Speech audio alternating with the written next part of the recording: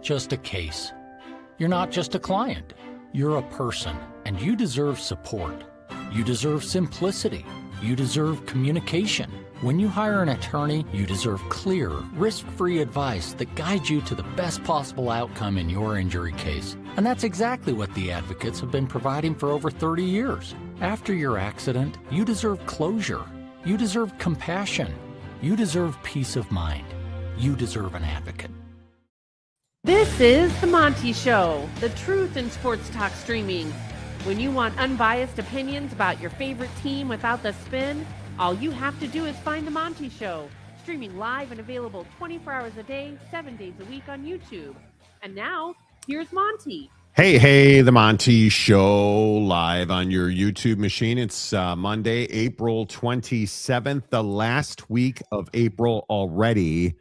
May showers on the way, my friends. How the heck are you? As always, we're presented by The Advocates at theadvocates.com. The best injury attorneys in the business, 24/7, 365, whether you were hurt at work. Did you get into a car accident? Maybe your neighbor's dog broke out of their garage, jumped over a fence. Yeah, that's not your fault. You didn't deserve to get injured, but you do deserve an advocate. Let the advocates fight the insurance companies for you because they fought that fight and they've won, and they are ready to fight for you right now at theadvocates.com, where you never reach into your pocket to pay the advocates. You should pay the advocates unless and until they win your case. Crazy. Obviously, the NFL draft was really boring. I didn't think there were any surprises. I was not shocked or stunned. Outside of the Ty Simpson situation, I really did not feel like there were bombshells. I didn't feel like there were really any compelling storylines. And I think it went, obviously, if you watched the show last week and we did our mock draft, you know exactly what I thought would happen. I think that's pretty much what happened to the word. As drafts go, Jake, I felt like this one was pretty mundane. Yeah, I mean, I think the only one that was kind of out of the blue was Tennessee's pick with Carnell Tate. I mean, I think a lot of people had Tate being a first round pick, but them going that direction, I think was the one that people were a little bit surprised by. But other than that, I mean, yeah, the Cardinals being idiots and taking Jeremiah Love, that was called on the show. David Bailey at 2, obviously Fernando at 1. Sonny Styles. Nice. Why were the Cardinals idiots for taking Jeremiah Love at 3? Because they need a quarterback. They need a million other things, and they think taking Jeremiah Love right now when you can't block anything is a good idea. So I think this is one of the worst quarterback drafts I've ever seen. Honestly, in my lifetime, this might be the or one of the worst quarterback drafts I've ever seen. I don't think that there is even Ty Simpson, who we'll talk about in a minute. I don't think there is a ground-breaking quarterback in this draft. I truly do not. I think you look at Nussmeier going in like the 47th round. That's very indicative of that. I think you can't, and this is essentially what everybody said when the Cardinals drafted him. You can't go wrong taking a guy like Jeremiah Love in today's NFL. I think you look at what the Cardinals did the rest of the draft. And I just don't think it's that. I don't think it's that bad of a pick. I think that, they didn't get who had the best draft? Probably the Cleveland Browns, probably overall grayed out that, or I would say, it's interesting if you look at like the Jets with David Bailey, but Kenyon Sadiq, Omar Cooper, those are 2. And if you believe in David Bailey at 3, those are 3 really good draft picks. You look at the Giants. I'm not really sure what their front office is doing. I don't know how that whole thing is coming together and how long Joe Shane's going to be employed. But you look at Arvell Reese, that's a gift at 5. That is the rainbow appearing on a cloudy day. Like, it's crazy to me. Francis Muinoa, I think, is a fantastic offensive lineman. Colton Hood in round 2 was pretty good. Like, I feel like the Giants are better. Now, I don't know why you traded up to get Malachi Fields where you did, but I feel like you really did a good job. The Chiefs trading up, I thought, was really smart. Mansour Delane, Peter Woods, Thomas, Emmett Johnson, and again, Garrett Nussmeier, who I talked about. Like, sure, those guys had great drafts.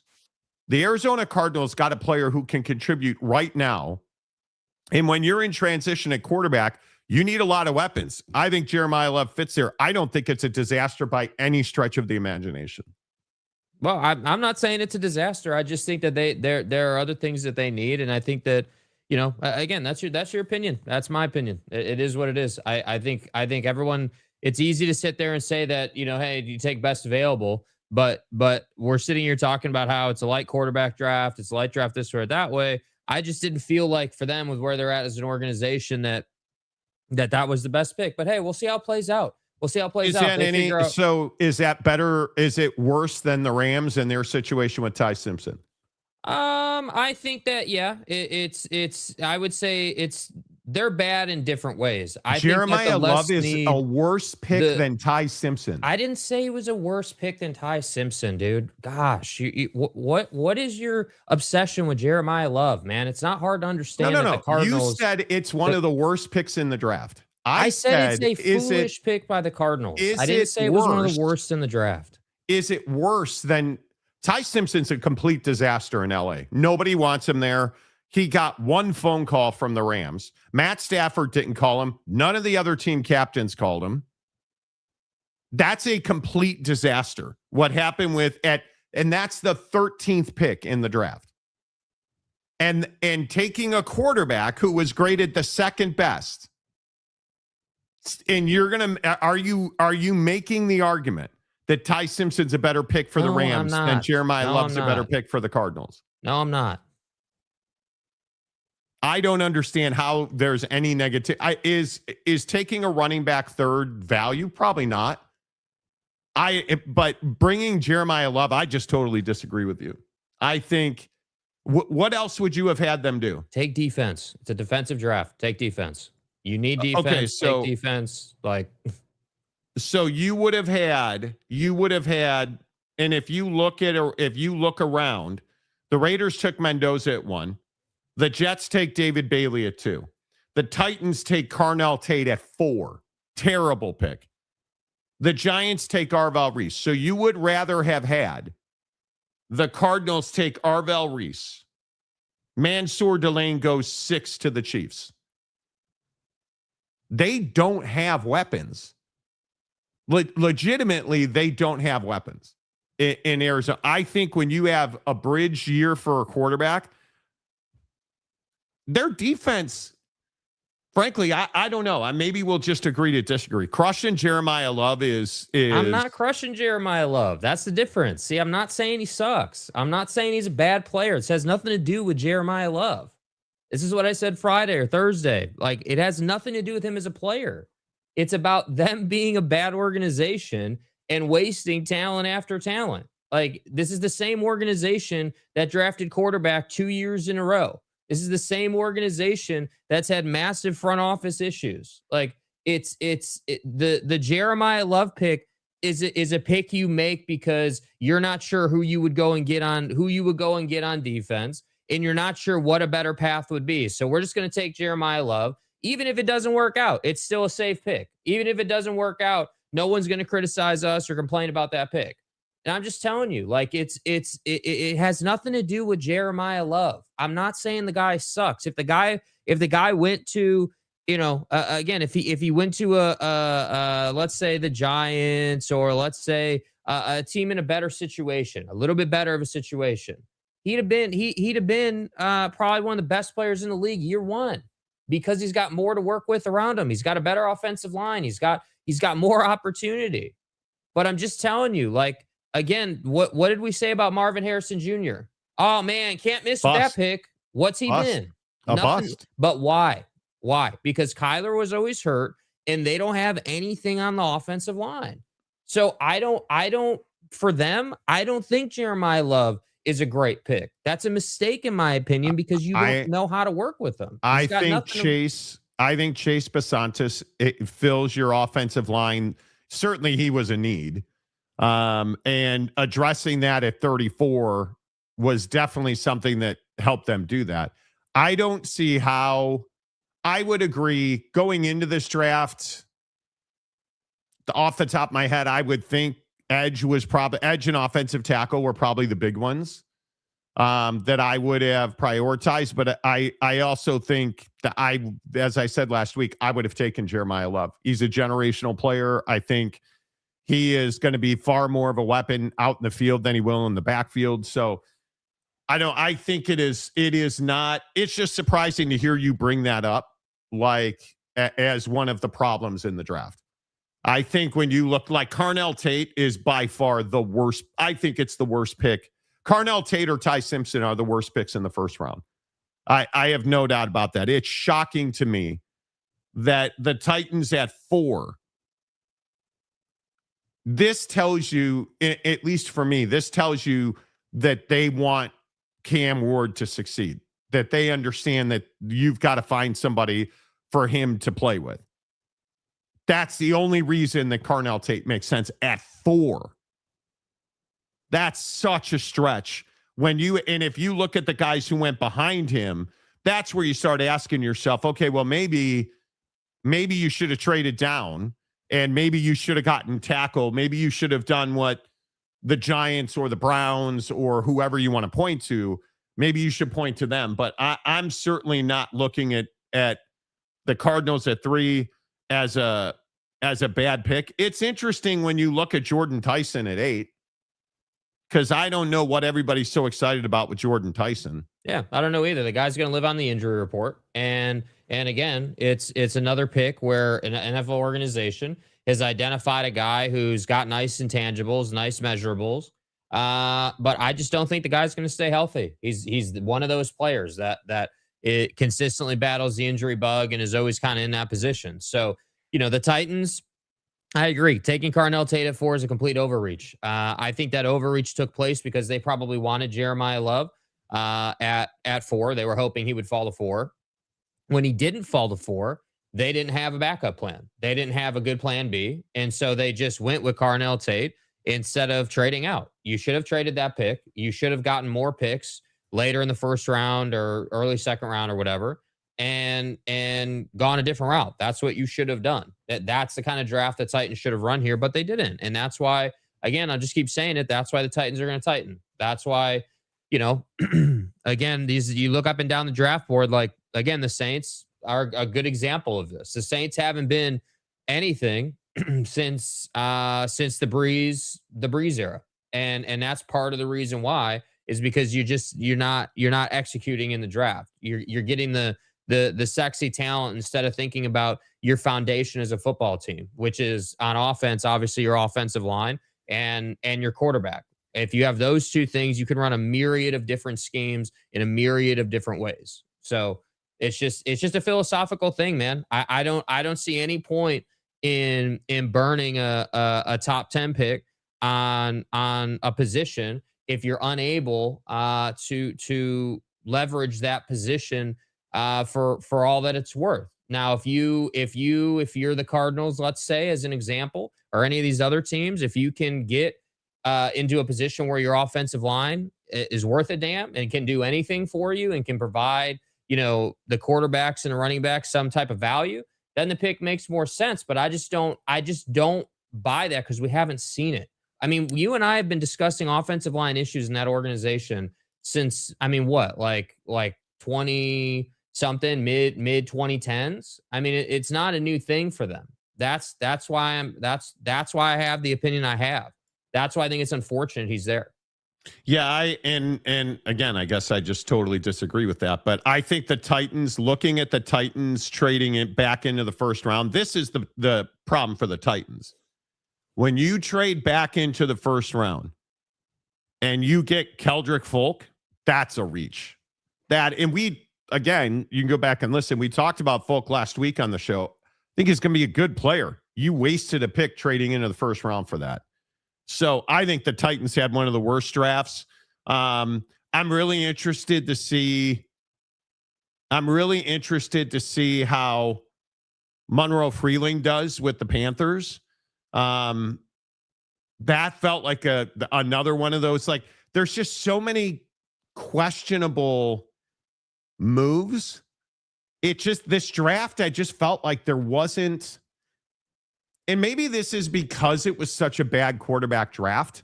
And again, I'll continue to sound the alarm. College football is destroying NFL quarterbacks, in my opinion. I think you look at the way that the shotgun is just absolutely taken over college football. Guys are not showing up on draft day prepared to play at the NFL level. And I think it's a plague. I think, again, I even look at Fernando Mendoza and I just ask, is that a guy you believe can step in and be a franchise quarterback for the Oakland, LA, Oakland, Las Vegas Raiders? Somehow I don't see that. I don't see him. Is he going to bust like JJ McCarthy? No, but I think everybody knew JJ was never going to succeed. Fernando Mendoza, I think, is going to have a longer arc to success. And some of that, unfortunately, is going to be, well, he plays for the Raiders. And maybe that's the love thing in Arizona. I don't know.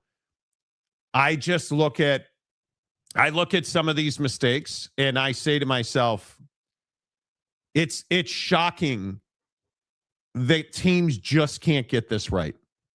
And then I go to the Rams with Ty Simpson, and I have no idea how you make that pick and everybody is splintered on it. And if you did not see it, Ty Simpson, who was the second best, and several people had him graded as the best quarterback in the draft, it should have been a celebration. But it was a disaster in LA. They clearly didn't want him there. And you look at Sean McVay talking about Ty Simpson. I don't know how this could be any more of a disaster. Yeah, I did. I'll keep that between us. Do you expect Ty to back up now? We'll see. He's going to compete with Stetson. What was it about this pick? Like, just unhappy. And then you listen to the call where they call Ty Simpson to tell him, and it feels even worse. The Los Angeles Rams. How you doing? I'm good, man. We're sitting here at the 13th pick, so we're going to draft you with that pick. So I'm going to pass you to your new head coach, Sean McVay. Yes, sir. Ty. What's up, Coach? How you doing, buddy? I'm great. How are you? Good, man. Well, congratulations, man. Excited to get to work with you. It's going to be a lot of fun, buddy. Let's go make history, Coach. Yeah. No, and hey, enjoy this night, man. You earned it. Have fun. Tell your family we're excited to meet him, and can't wait to get going with you, buddy. And then to have that intense of a presser, and then you're sitting there with Les Snead, and this is uncomfortable. Staff got involved, and then that process goes all the way up until even into the latter parts of last week, and then at that point in time, like I've mentioned in here, the ship's got the sea's going to shake the 13th pick. You had to fall. What made you all see? What did you see in Ty that made you convinced that this was the guy that you guys wanted to draft and build towards the future? Did you guys even talk to Coach DeBoer at all to kind of get to know more about Ty? I think that at the end of the day, probably processing football, someone who can execute a passing offense, has mobility. So that's probably the macro.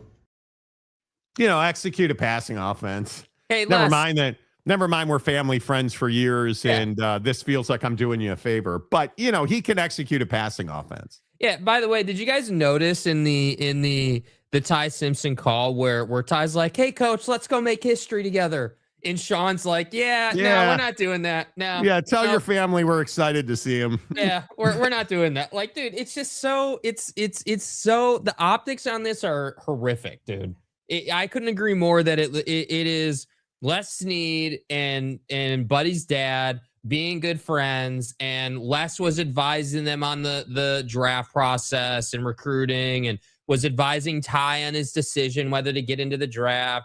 And now he's the 13th overall pick in a time when the Rams are right in their Super Bowl window, could have easily taken and gotten a weapon at 13 to help them go and win a Super Bowl, but you took Ty Simpson. Nice job, dude. Nice. Yeah, I don't. This was not great. This was not great. This was not great. I don't even know what you do. If you're Ty Simpson, how do you show up there when nobody wants you there? That's the thing that I don't. How do you move forward from this? This is all anybody's talking about. And he's a really good quarterback, but I don't think he didn't even want, Sean McVay didn't even want to have to make Stetson Bennett third. But if Matthew Stafford misses time, can you really play Stetson Bennett over Ty Simpson? I mean, that's going to be tough. Yeah, it's going to be tough. And I think you're going to see, if you pay attention as camp approaches and as we get into that portion of the year, you know, you pay attention to the Rams and what this organization puts out video-wise, and that'll tell you where they're kind of at with things. Because if you get a healthy dose of the Stetson Bennett, you know, Ty Simpson quarterback battle, that's going to tell you all you need to know, because they're not going to want to put Sean in a position where he's going to be the bad guy in terms of this quarterback situation, because he never would have took Ty Simpson at 13.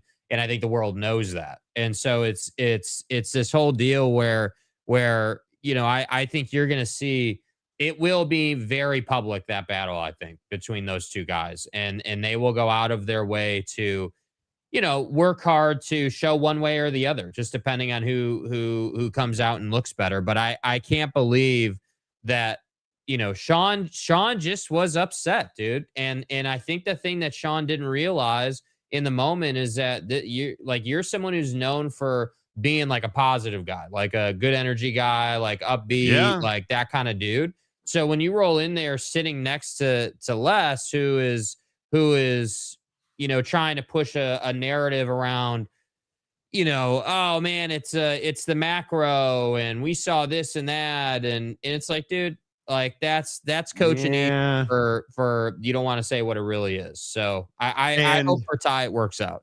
And Kenyon Sadiq and Blake Miller went 16 and 17.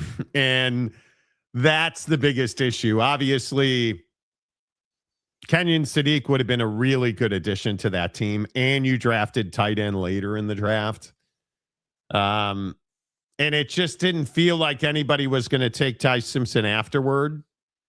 And I think what a lot of people are saying is, could you have taken, in a win now situation, allegedly, where you're supposedly in this Super Bowl window, could you have taken Ty Simpson? What did they pick? That Max Clare pick that they used?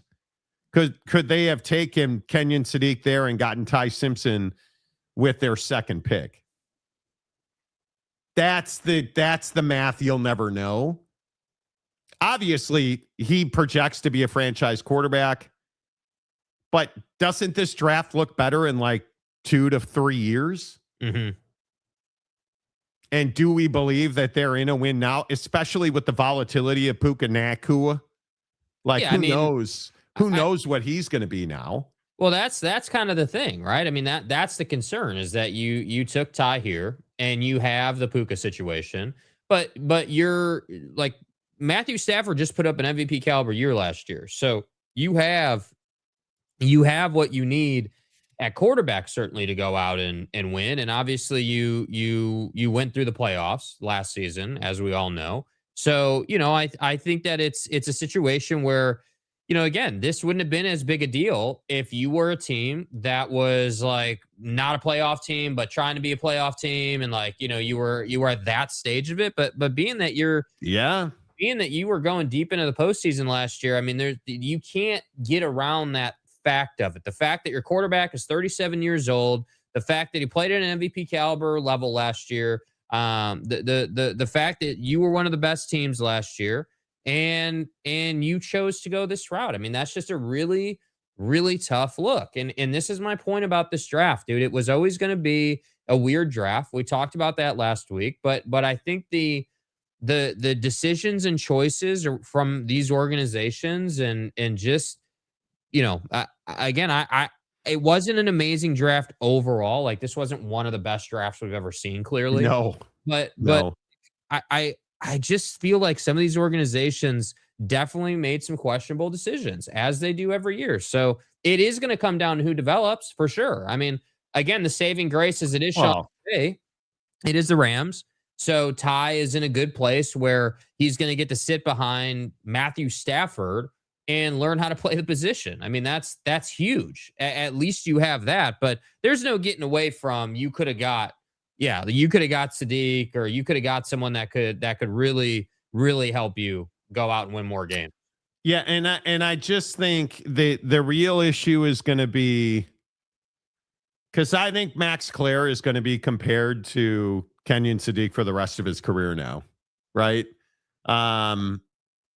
I mean, obviously, look, I like Max Clare a lot. I think he's a really solid tight end. And I think he is somebody that you feel like makes a difference, right? Kenyon Sadiq's a better NFL prospect than Max Clare. And that's the hardest part, right? And obviously, they're not comparable. Kenyon Sadiq's upside is best tight end in the history of the National Football League. It's just really difficult.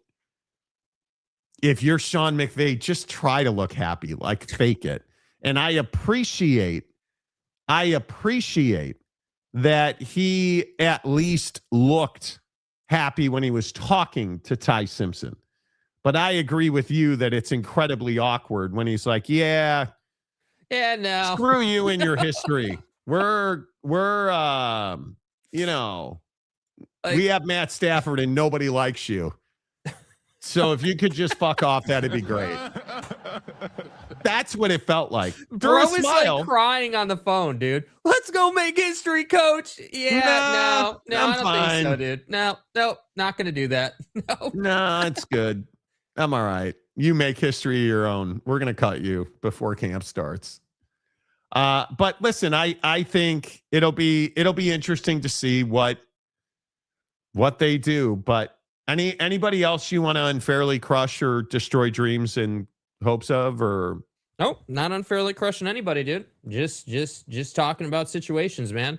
I don't think it's unfair. I don't think it's nothing to do with Jeremiah. Like I've said that repeatedly. I said it last week. I've been consistent on this. Yeah, he sucks. We get it. Nope, didn't say he sucked. Said the Cardinals suck, dude. And that's why they're drafting at number 3. So calling him, well, okay. I understand. It's ball busting. I totally get it. It's why you guys haven't hit the like button yet, which you should do right now on the Monty Show. Let's get to your comments. Best draft, worst draft. Where do you guys come down on that? Mike Smith says, still excited about the first round of the draft. I thought it was completely boring. Oh, the one other nugget that I thought was interesting before we completely move on was Howie Roseman absolutely torching the Pittsburgh Steelers. So the Pittsburgh Steelers are not on the clock yet, right? They get on the phone with Mekhi Lemon and say, "Hey, Mekhi, this is great. This is Pittsburgh. We're drafting you. We're going to, we're on the clock next." And then Howie, in just an incredible act, makes a deal. And Mekhi Lemon says to Pittsburgh, "Hey, bro, why is Philly on the phone?" And he gets handed another phone, and Philly's on the phone, and Howie's like, "Hey, dude, you're an Eagle. Eagle up, bro."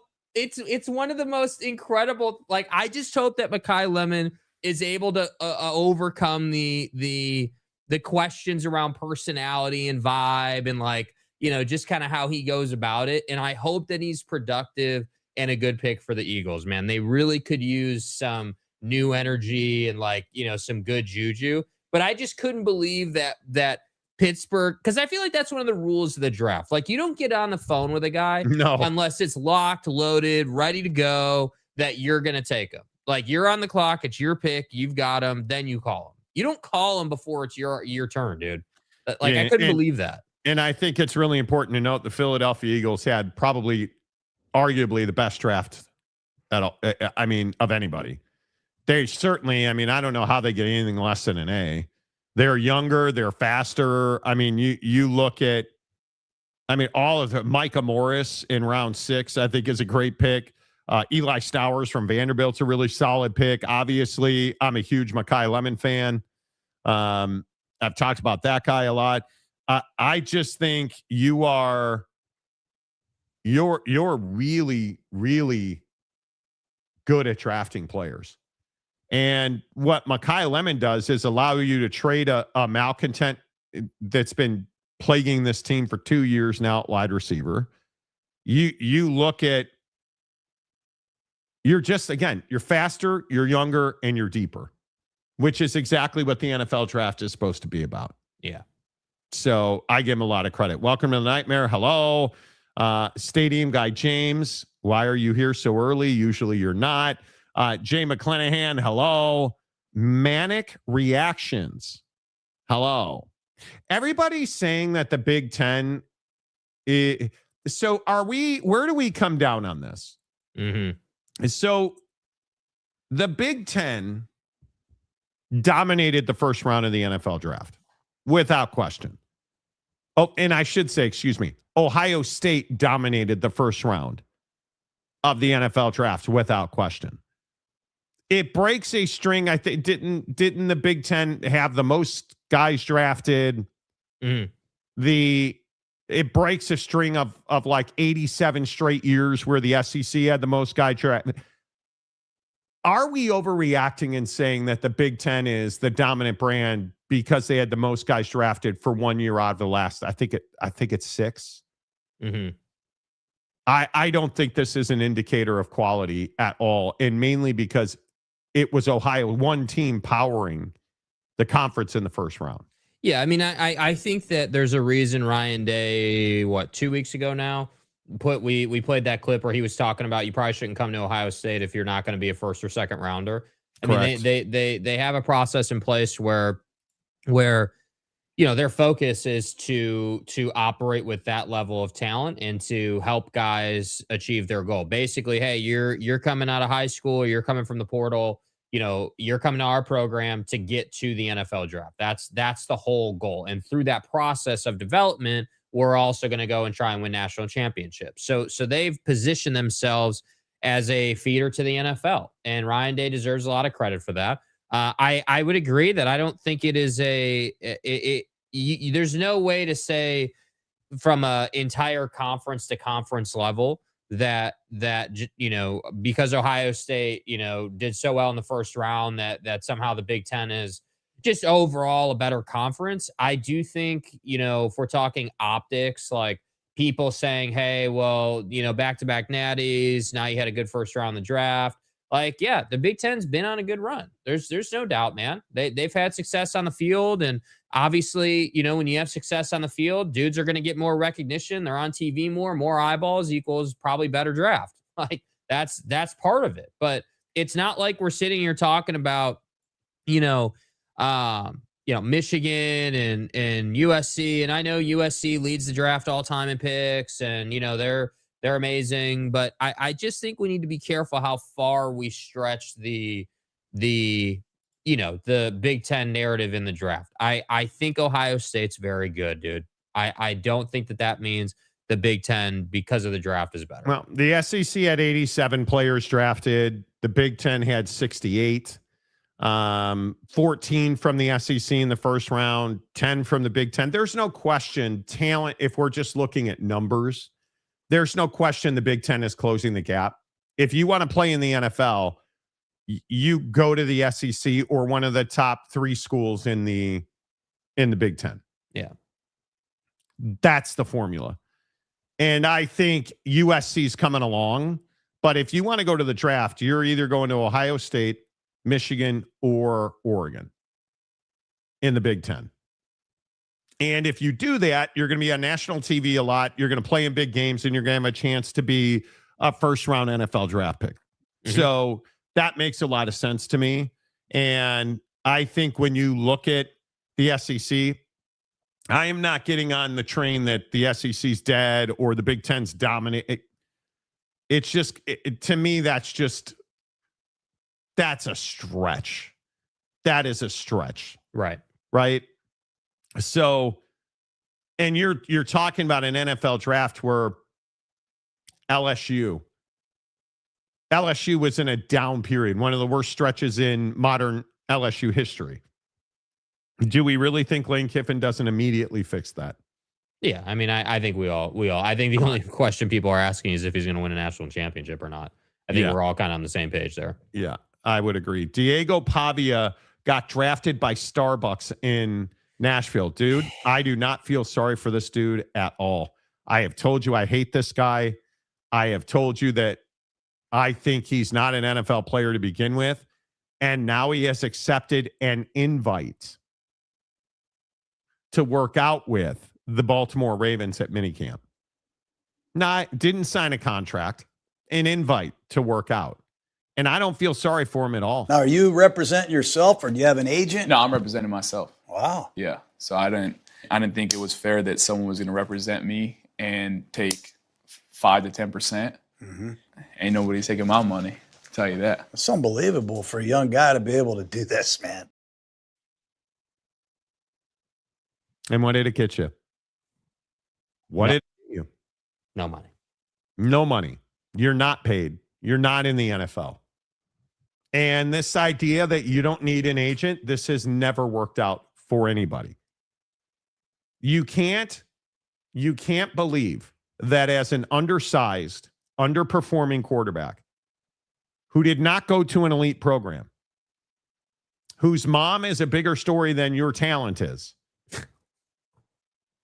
that you're going to be able to not have an agent and that things are going to go well. And then when you tell John Gruden, nobody's taking my money. Yeah, because you don't have any money. That's the reality of it. And frankly, I don't feel sorry for him at all. Yeah, and I just think it's funny that Diego Pavia I don't feel like got a bunch of run during the draft, like just generally speaking. Like I didn't feel like we heard about him much. I didn't feel like there was a lot of conversation. Nope. Or anything like that. And I just think it's interesting. Again, when you compare Pavia to other guys who got drafted last year or what have you, he's been the guy that is like, yeah, no agent, no one's taking my money. And the problem with that is, and I'm guessing no one's advising him, when you go the no agent route, dude, it puts a big ass red flag standing up from your backpack saying, hey, like, I'm that guy that thinks I'm better than the system. And, I'm the guy that's going to negotiate directly with the owner. Hey, Jerry Jones, draft me. Like, it's not a good look. And I guess I just wish that people or these prospects who do this were told by someone like, hey, man, you need to have an agent, bro. You need to have an agent. You need to allow that agent to go work for you on your behalf and pay the guy the 15% or whatever it is, the 10% fee on, whatever your multi-million-dollar contract is, and go on your way. Just go about your business, dude.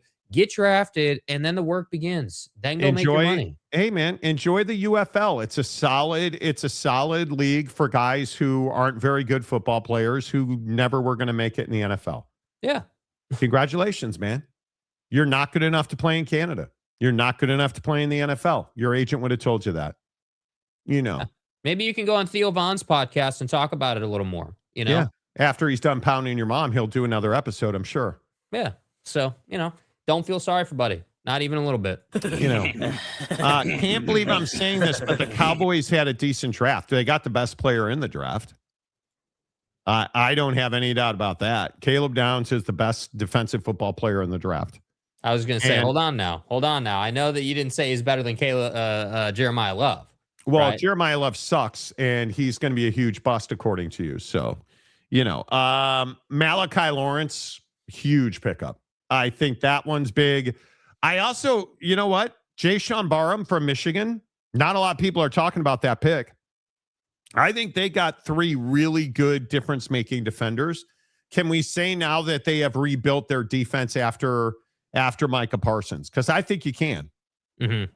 And I would give them an A. I would absolutely give them an A. Yeah, I think the problem they've had, the Micah situation took the spotlight, but the genesis of the problem on defense has been the secondary. They have had injuries and just so much struggle on the back end of their defense. And again, we talked specifically about Caleb Downs and his ability to play in multiple different schemes and systems, his ability to be a leader, because he knows where all the guys should be. He's definitely a field general. And that's a guy where I'm like, yeah, that's an immediate impact player. That's a guy that is going to know your scheme, learn your scheme, dominate the scheme, and you can put him out there, for the entire game right now. Like, that's a guy that you just plug in and he immediately helps you get better on defense. So hopefully they can figure it out, but it doesn't make up for the infamous Lamb dropped ball in the playoffs, and that's the hard part. Is that I love the pick. I mean, I think it's a great pick for them, absolutely, and I love that they didn't have to trade up to get him. But I think that it is. We'll just have to see again. I think this season in the NFL, there's a lot of these teams that need to get over these skeletons that have been haunting them. The Lamb drop pass for the Cowboys, the Eagles and AJ Brown. Just these different, like, again, the Cardinals with the Kyler Murray situation. You chose to actively move on from that situation if you're the Cardinals. So let's see what it looks like, man. Let's see what the Cardinals post Kyler Murray actually look like and what you were able to do here. And that's the same thing I say about the Giants. Look at the Giants. New head coach, just brought in some new talent in the draft. Jackson Dart's looking nice. Like, Cam Scatterboo's obviously that guy. So there are just a lot of these teams out here that have to get over the hump that has been holding them back. I think you look at the Cowboys now. Don't forget, Rashawn Gary's on that team now. I think you also have to remember that PJ Locke, Jacoby Durant, the safety they signed, God dog it, Jalen Thompson, on top of Caleb Downs. And on top of that, Malachi Lawrence. On top of that, Jay-Sean Barham. The defense is remarkably upgraded, and I think it needs to be said, George Pickens not signing a long-term deal there is very likely a win for the Dallas Cowboys, because he's going to have to show he's not the next crazy dude making a lot of money, because he feels like a guy that I don't know that I would love to pay him long-term. That would be a question. I like what my mighty Saints did in the draft. I was looking at the Saints because the Saints have had not really good drafts of late, right? And Jordan Tyson, you have to hope he's had 1 year of production. I understand why people look at him. The crying thing on stage is a little problematic for me. I always think guys who sob and cry and are not in control of their emotions, those dudes make me nervous. And I understand that this is a cat who's got all kinds of upside. But is he somebody you're like, yeah, we're going to build our offense around him? I'd be more excited about the tight end from Georgia than I would in the long term. Jordan Tyson needs to prove that in 5 years, he'll still be an NFL wide receiver. And what would you put that percentage at? 15, 20%? Does he get a second contract from the New Orleans Saints? I think if he takes his body seriously, he will. Yeah, he will. Because again, the talent's there, right? Like, he has good hands. Like, he's obviously got a great build. The talent and the build are there, but it's the ability to stay healthy. And again, I just think that the comp everyone wants to make is Mike Evans. And the problem is that Mike Evans is has always been one of the grittiest, nastiest players in the league in terms of physicality and embracing physicality and being more than happy to to get into it with guys. I mean, you guys all remember the Mike Evans fights with the Saints, right? I mean, we all remember those infamous fights on the sidelines. So I think that sure, are they tall wide receivers with great hands? Yeah, but they couldn't be any different in terms of the embracing of physicality and wanting to get after it. And that's why I say, yeah, right now, if he does nothing, yeah, it's probably like 15-20%. But if they can get him bought into the weight room and get him in a place where he puts on weight and he puts on muscle and he really like gets into, for lack of a better term, like combat shape as a wide receiver, like he will be fine. He will be fine. But if he's going to play, if he's going to play as a lightweight wide receiver, I just would be shocked if he made it. We'll see. We'll see. What do you think of Bryce Lance? I mean, obviously, Trey Lance is not functional as an NFL quarterback. Mm-hmm. His brother, Bryce, I actually really like it. I actually really like the pick. And I know a lot of people made a huge splash about it. I really like it. I really like it. And he's one of those guys you don't pay a lot for, but he could turn out to be one of the better wide receivers. And if in 5 years Jordan Tyson was out and Bryce Lance was in, I would not be surprised. Mm-hmm. I would not be surprised. And you got to remember the Tyree Wilson trade as well. I mean, they did a lot. Obviously, they didn't do a lot. Do you have offensive line? Yep. And we've seen teams win, but Tyler Shough still is the biggest question in my mind. Rams passing on a tight end with wide receiver speed was a huge miss. Kenyon's a weapon. I agree. Agreed. That's a question mark. I agree with Jake. Here's a shocker. Pastor James White, who, is spending every waking moment ridding the church of pedophilia. And doing pizza reviews now, apparently. Now that you tagged me like 4 times over the weekend. Why? Why take running back if you can't block? Trade down and get 2 O-linemen and beef up the O-line. Yeah, you don't trade down to draft 2 offensive linemen. You don't do that. That's why. It's the number 3 pick in the draft. Yes, I agree there were better options. Trading down to get 2 offensive linemen was not one of them. The Eagles did that to the Cowboys years back by taking Ryan Shazier. How did that work out? Cowboys were on the phone with him and the agent told him that Pittsburgh just picked him. Good linebacker until that whole thing, unfortunately. A.J. Brown going to get traded and become a New England Patriot with the selection of Mekhi Lemon. Well, they haven't traded him yet, and they've had how many opportunities and continue to say no. So Indiana had more first-round picks than LSU in 1 year. See, like, this is the thing that I don't understand. Indiana had more first-round picks than LSU. Okay, cool. What does that mean? Now the Big Ten's a better conference than the SEC because Indiana had more first-round picks than LSU. The fuck does that even mean? Is that worth anything? Is that worth the energy you burn typing it?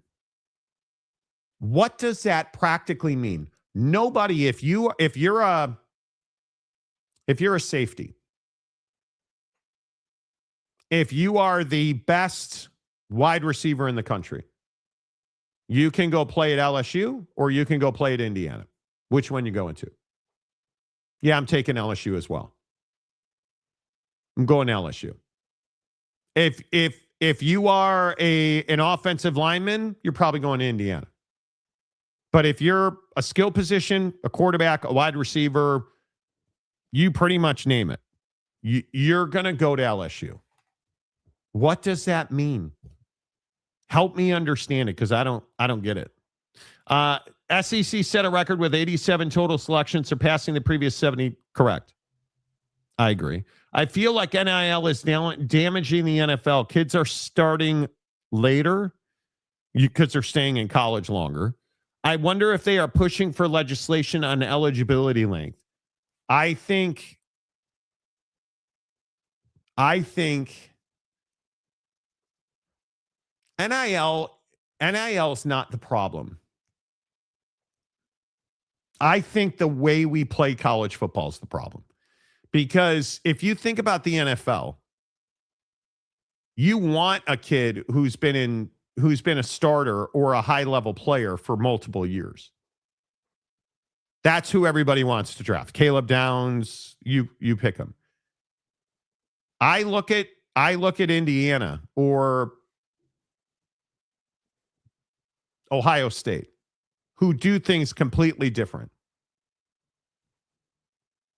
The depth of Ohio State football players drafted in this draft should be studied, because that's what you should be aspiring to.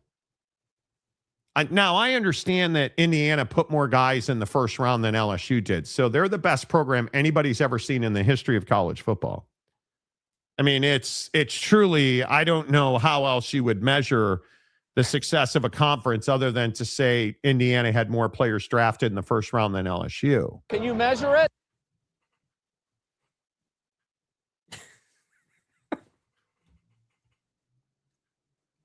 Anyway, the point is, Venom and vitriol. do you just see how ridiculous that statement is?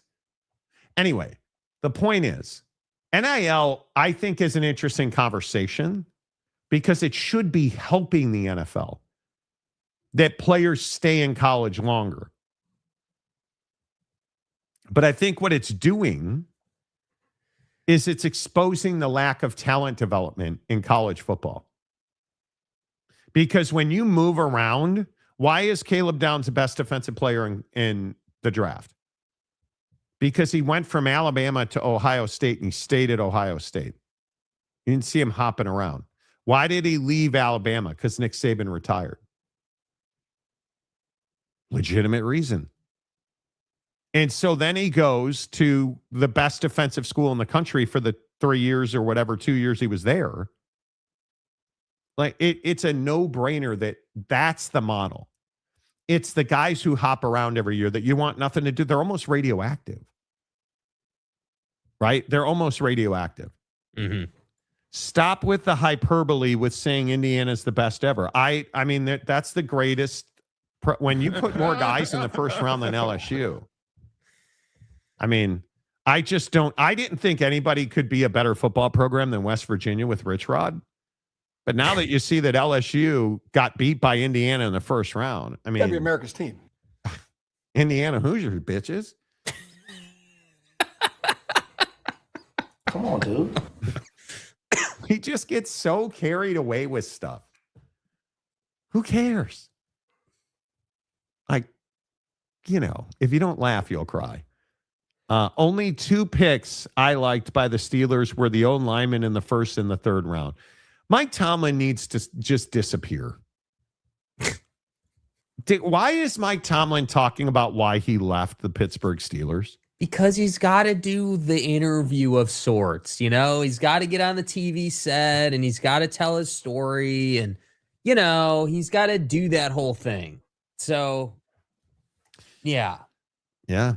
I mean, I thought with Indiana being the best team in the history of college football that Mike would, I should stop. Go in the hoop.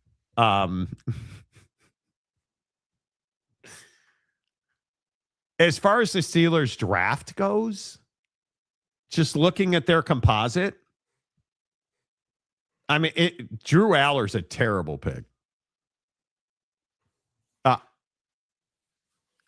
Is there anybody? How many quarterbacks lost money staying in college last year? Because you can't tell me that Drew Aller didn't lose money. And average ass Aller's a guy that again, you picked him at 76. And why? Because you were looking for a dude who could be the second coming of, Big Ben, as everyone likes to refer to him as. So, you were looking for a big body quarterback that could stand back there and take a beating. So I firmly believe that's why you took him there. Honestly, that's what you were doing. He will define this draft. If average ass Aller turns into a stud, This is a good draft. This is a very good draft. But right now, Jeremy Bernard's your best pick. There's no question about that. I think Jennings Dunker from Iowa is probably the best value pick. I mean, he's going to be a guard in the NFL, I would think, right? I mean, so you got stronger up front, but we'll see how that all plays. I do think drafting a running back that early is terrible for the books. You are paying Love a second contract as a rookie deal as far as scale goes. You probably are. I mean, it is in today's NFL, drafting a running back third is he better develop for you, and he better be your guy for the next 10 years. Yeah. Because if he doesn't work out and you either cut him or you trade him, because I don't know how, other than he doesn't stay healthy, which is a concern for Kenyon Sadiq,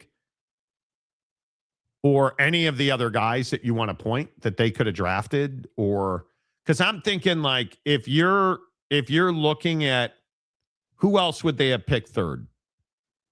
Arvell Reese, Sonny Styles. I mean, that because you would have gone edge, right? I mean, that's what we're all assuming. If you don't take, yes, you would have gone edge. Yes, probably Arvell Reese then, who I think is idyllic for a 3-4, but Mansour Delane certainly is not somebody you would have had to have looked at him. I mean, they were clearly on Jeremiah Love from the beginning. So, yeah, I guess, listen, dude, I guess what it just comes down to is I don't disagree with this sentiment about the money side of the conversation. I mean, we hear about this every year, right? Like, hey, rookie quarterback deal is expiring. Is he getting another deal? I mean, that conversation is literally an annual conversation in the league. But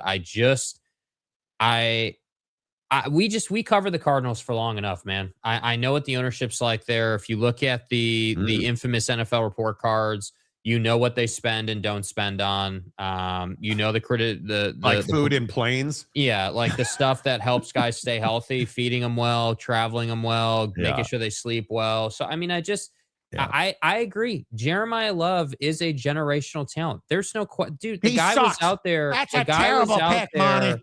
Bro, the guy was out there on one leg for like half the season, bro. Like the guy clearly is capable. Jerk. But what a jerk. But you're I have never once ever said that it's a Jeremiah Love problem. Ever. I never had negative relations with that running back. Ever. Nor will I ever have negative relations with that running back. And I never, ever told anyone to draft him. Never. I'm going to say ever. This again. I did not have negative relations prospects with Jeremiah pick. Love. I never told. I did ever, not have ever sexual Jeremiah Love. I didn't hit that hole. Average ass salary, yes. Ooh, Mike Smith. Fair point. Now, my question is, why didn't he go to Indiana if he was so elite? This is the exact reason scouts and coaches should not draft on size and traits. Correct.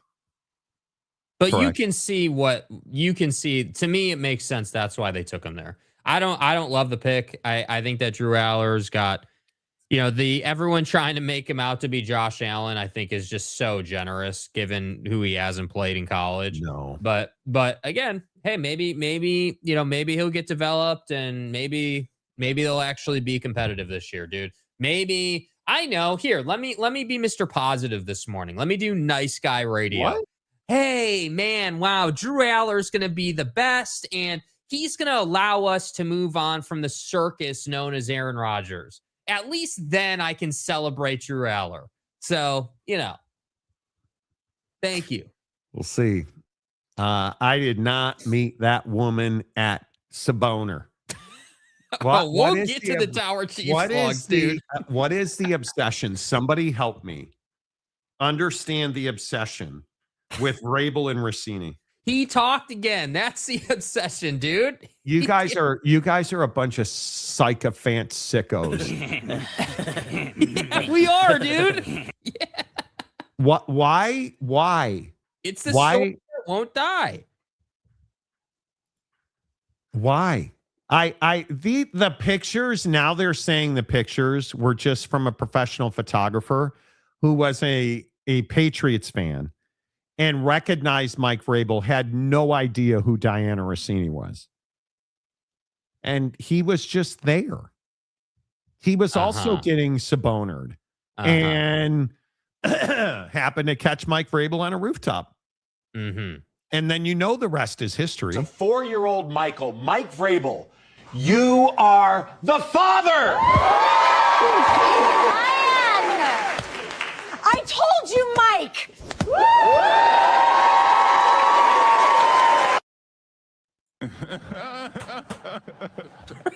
People are out here making AI clips of Maury Povich around these two, bro. Like, it's incredible, man. It's awesome. Was it the Saboner? Weeks we go from your original statement about any insinuation the photos were anything other than innocent was laughable to your comments Tuesday to now deciding to go to counseling. What is that process? Well, that's a private and personal matter. I don't think that those comments. I think that was always an attempt to protect your family, and I would never be dismissive. But I think my family and this football team are the most important thing, and that's what I plan to do. And I'm excited about the challenge. That's private is the best you have, Mike. Yep. Because what's a reporter going to say? I don't care if it's private. I need answers about your wife and how long it's going to be before you guys go to Sabona. Like, dude. He's handling it the best way he can. I just want to reiterate the gratitude that I had the other day to that you guys have shown in a personal and private matter. I want to address the news regarding my current situation. I understand that there are questions, but I take accountability for my actions and the actions that caused a distraction to the people that I care most about. My family, this football team, the organization, and our fans. Okay, on a serious note, I appreciate that he's wearing it. That's what you should have said, in my opinion. That's what you should have said. Take accountability. I never, ever would expect Mike Vrabel to be like, yeah, dude, like I cheated on my wife and I take full accountability for that. He's never going to say that. But the fact that he's now, on, as James would put it, on the record, saying, FTR, OTR, MDiv, hey, I take accountability for the distraction I created. This football team, my family are the most important things to me, and we're going to get back to that place. Okay, great, Mike. Dude, I'm not going to forget this happened, but now at least you've owned it. Now we can move on to footballing, right? Like that's so in my opinion, this story is only still alive because he had come out and done another presser about it. That's what kind of revamped the fire around it. And then there's this, what I like to call a developing situation in Pablo Torre land. And we're not quite ready to, Pablo Torre is now getting involved. Oh yeah. We need Pablo. We don't have video on it. It's not, I haven't built it out yet. We don't have a full update from his side of the thing, but there is, if you go on Twitter, Pablo Torre is, and you remember the last time we heard from Pablo, right? The last time we heard from Pablo was out here talking about the tree company and Steve Ballmer and Kawhi and just the whole thing. Now, dude is out here allegedly with sourcing that Jay Glazer had a party with coaches, apparently, and there's some pictures and things floating around, and he's saying, unconfirmed, that Diana Rossini and Vrabes had some sort of party adjacent to what Jay Glazer was doing. So I'm just telling you, if you think this story is going away, it's not going away anytime soon because we haven't heard from Diana yet, and Pablo is now digging. So I'm just telling you, don't expect for this to go away because it's just going to keep going. This is so stupid. This is just like, why? Who cares? Like, oh, everybody cares. This is not a who cares situation, Monty. Everybody cares, dude. Get a life, bro. Cares, get a life, bro. Like, everybody needs to get a life, bro. Get a life, man. Come on, man. All right. Patriots win the Super Bowl. No one in New England will care. He was out celebrating the Super Bowl win until they lost. FTR Vrabel put it on the record or in the record. Didn't he put it in the? Paul didn't go in the hoop. You know, if this guy didn't go to the Super Bowl last year, would he have been fired already? Probably not. No. Look at who he's working for, dude. Look at who he's working for. Come on. Probably not. You know, Maury Povich has still got it. Hell yeah, he does, dude. Man. End Donuts. Vrabel combo just hit the wrecking ball. I mean, you're not wrong. You know. Vrabel to Lomu. I hope you're with your family enjoying this because I'm not. The lie detector test determined that was a lie. And now what about the Sean Payton stuff? Again, another development, right? Because we don't have video of that either, but that is as far as I could tell. Smashing with no, she wasn't. I would be. There's no way, dude. There's just no way. You can't tell me Russini is getting after Sean Payton. I just can't. No, I can't. Come on. She won't be able to beat a lot of the allegations, but Sean Payton is not one that I'm no way. I don't buy that at all, dude. I don't buy it at all. And I just think it's look, man, the Vrabel stuff adds up because you can see the track record with like his time in Tennessee and now his time in New England and like their, her Twitter account and their relations and the pictures and X, Y, and Z. I don't even, just FTR.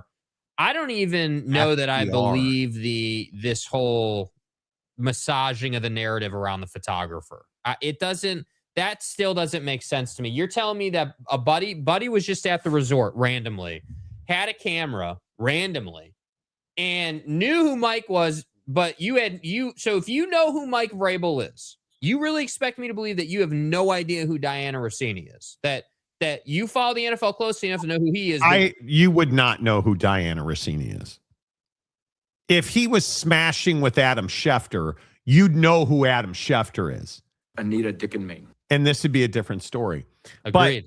But you don't know who Diana Russini is. You would just assume that that's his wife, right? I mean, I guess. Yeah, I guess. But do you see how that's kind of questionable?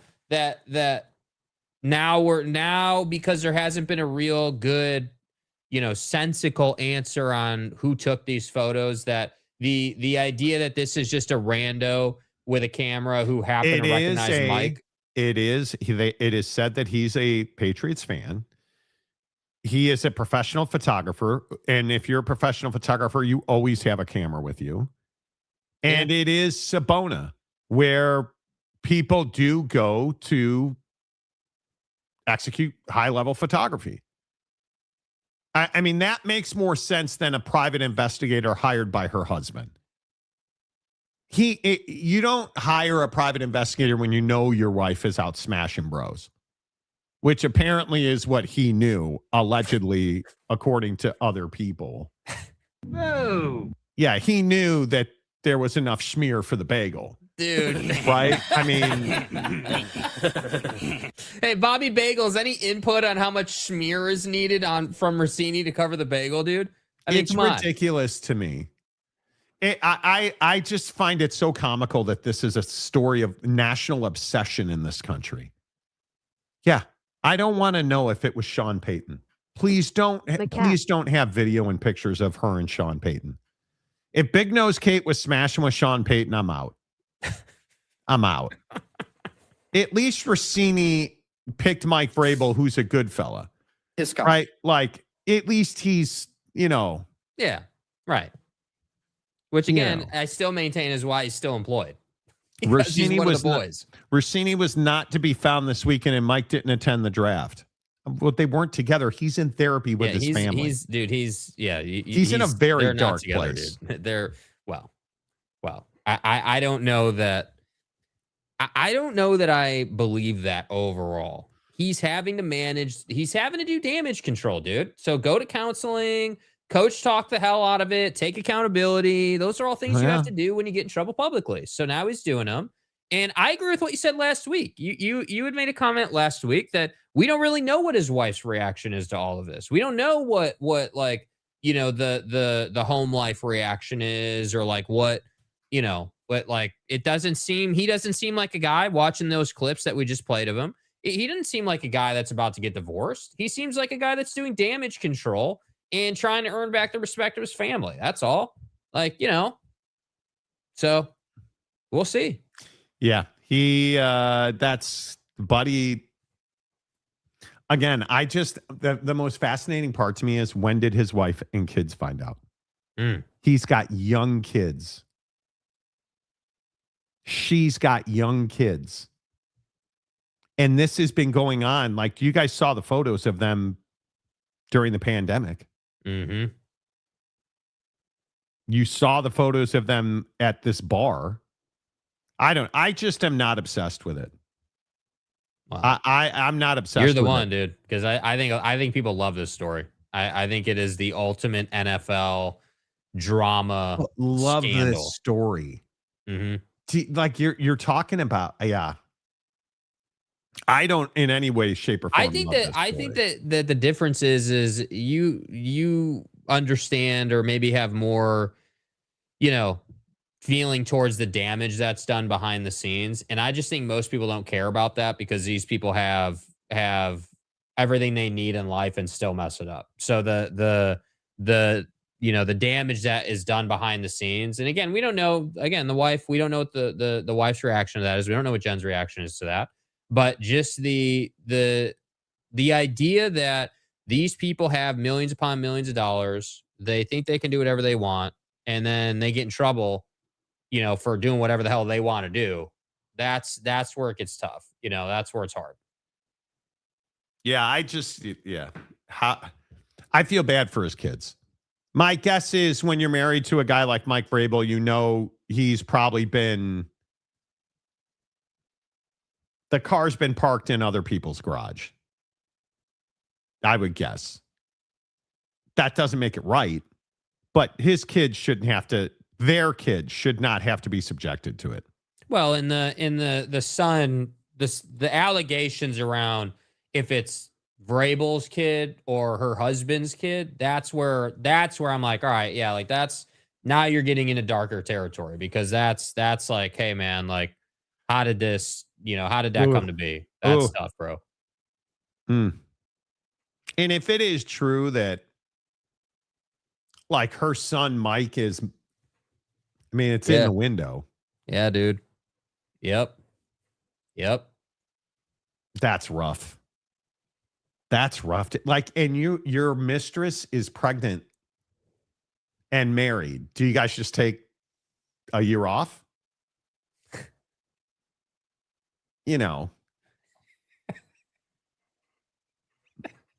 You take a year off so she can get her home life organized after you did what you allegedly did. Yeah, make it make sense. Professional photographer has better pictures than this. Does he, though? The Frog Father, blue dresses and bagels. Could be. Hey, if any Bronco fans have pictures of Sean Payton and his quote-unquote wife, please let me know.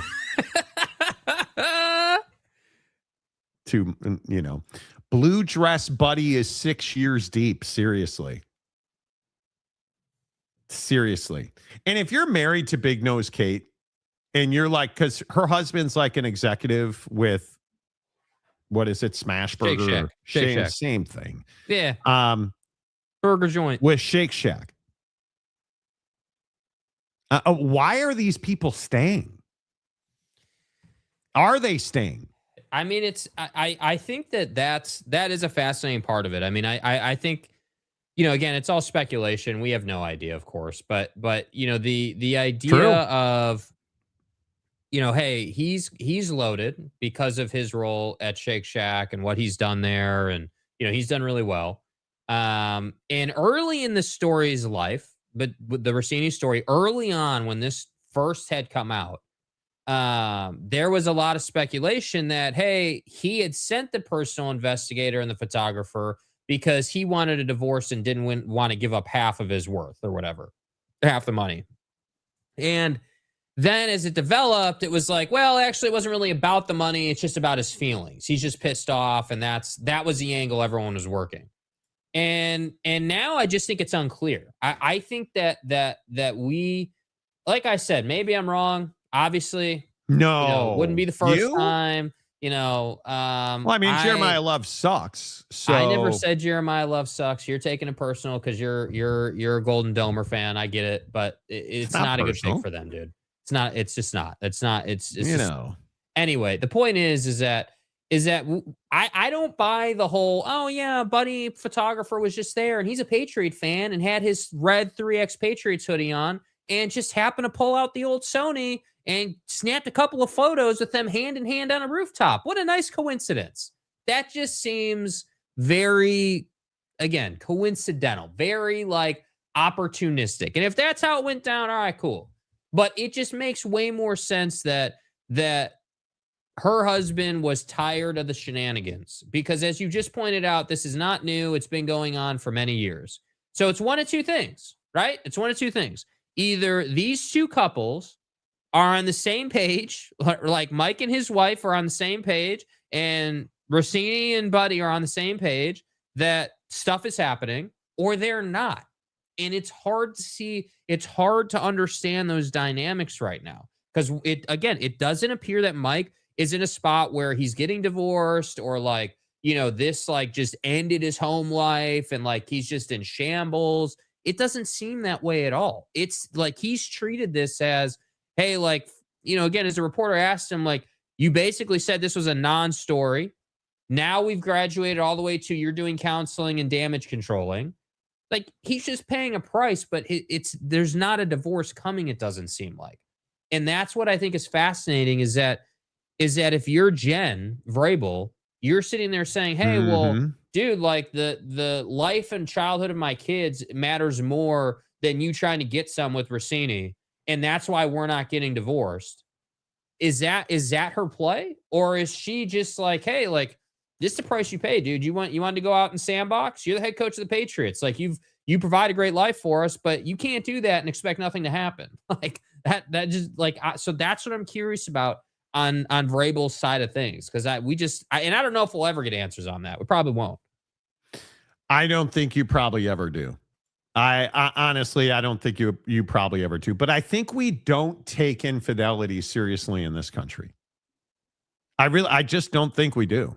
Well, people with resources and a lot of money don't. I don't think. I mean, again, what do we always talk about on the show, right? The great fall of man at the hands of money and sex. That's what we always talk about. Yeah. So. Yeah. And we make light of it. Look at this situation with Klay Thompson and Megan Thee Stallion. Man. Did you guys hear about this? Megan Thee Stallion releases a video wrecking Klay Thompson, saying he cheated on me. I've had enough. I am done with Klay Thompson. And everybody trashed Klay for it. Mm-hmm. So what did Klay Thompson do? What any of us would have done. Got on live stream and said, oh, wait, hang on. Here's what really happened. I was giving her $300,000 a month. She cheated on me with a teammate. And that's why I broke up with her. So not only do I believe Klay Thompson, but wait, I'm sorry. Did you say you were giving her $300,000 a month? You were spending $300,000 a month on Megan Thee Stallion. And she cheated on you allegedly with one of your teammates, supposedly. Like, and I only say supposedly because you don't know. But is Klay Thompson going to go on a live stream and say I was giving her $300,000 a month? She cheated on me with a teammate. If he has no proof or that's not true. And again, He was giving her $300,000 a month. She is a music star. What does she need his $300,000 a month for? That's shocking and outrageous to me. Has he made enough money to be giving her $300,000? Oh yeah. Oh yeah. Come on. He's made a lot. Pull up his career earnings. He's made a ton of money, dude. I don't care how much money he's made. Are you giving her $300,000? Yeah, that's nothing to him, dude. I don't think that's anything to him. Dude. That's nothing. And she's going to the rack with a teammate. I don't pull up his career earnings just real quick, just to see. I don't know. He's certainly a $100 millionaire, but I don't know how like his net worth or like his career earnings or something like that. He's made $298.7 million. Okay, so that's his NBA money. What's his net worth estimated at? I have no idea. Hold on. I don't care. His net worth is over $300 million. Okay, so he hasn't made substantial money off the floor. His net worth is based on his NBA money. Yes. So let's just call it $300 million is what Klay Thompson is worth. He was paying her what, less than 1% a week of his career earnings. Now, who's to say how much money? Okay, cool.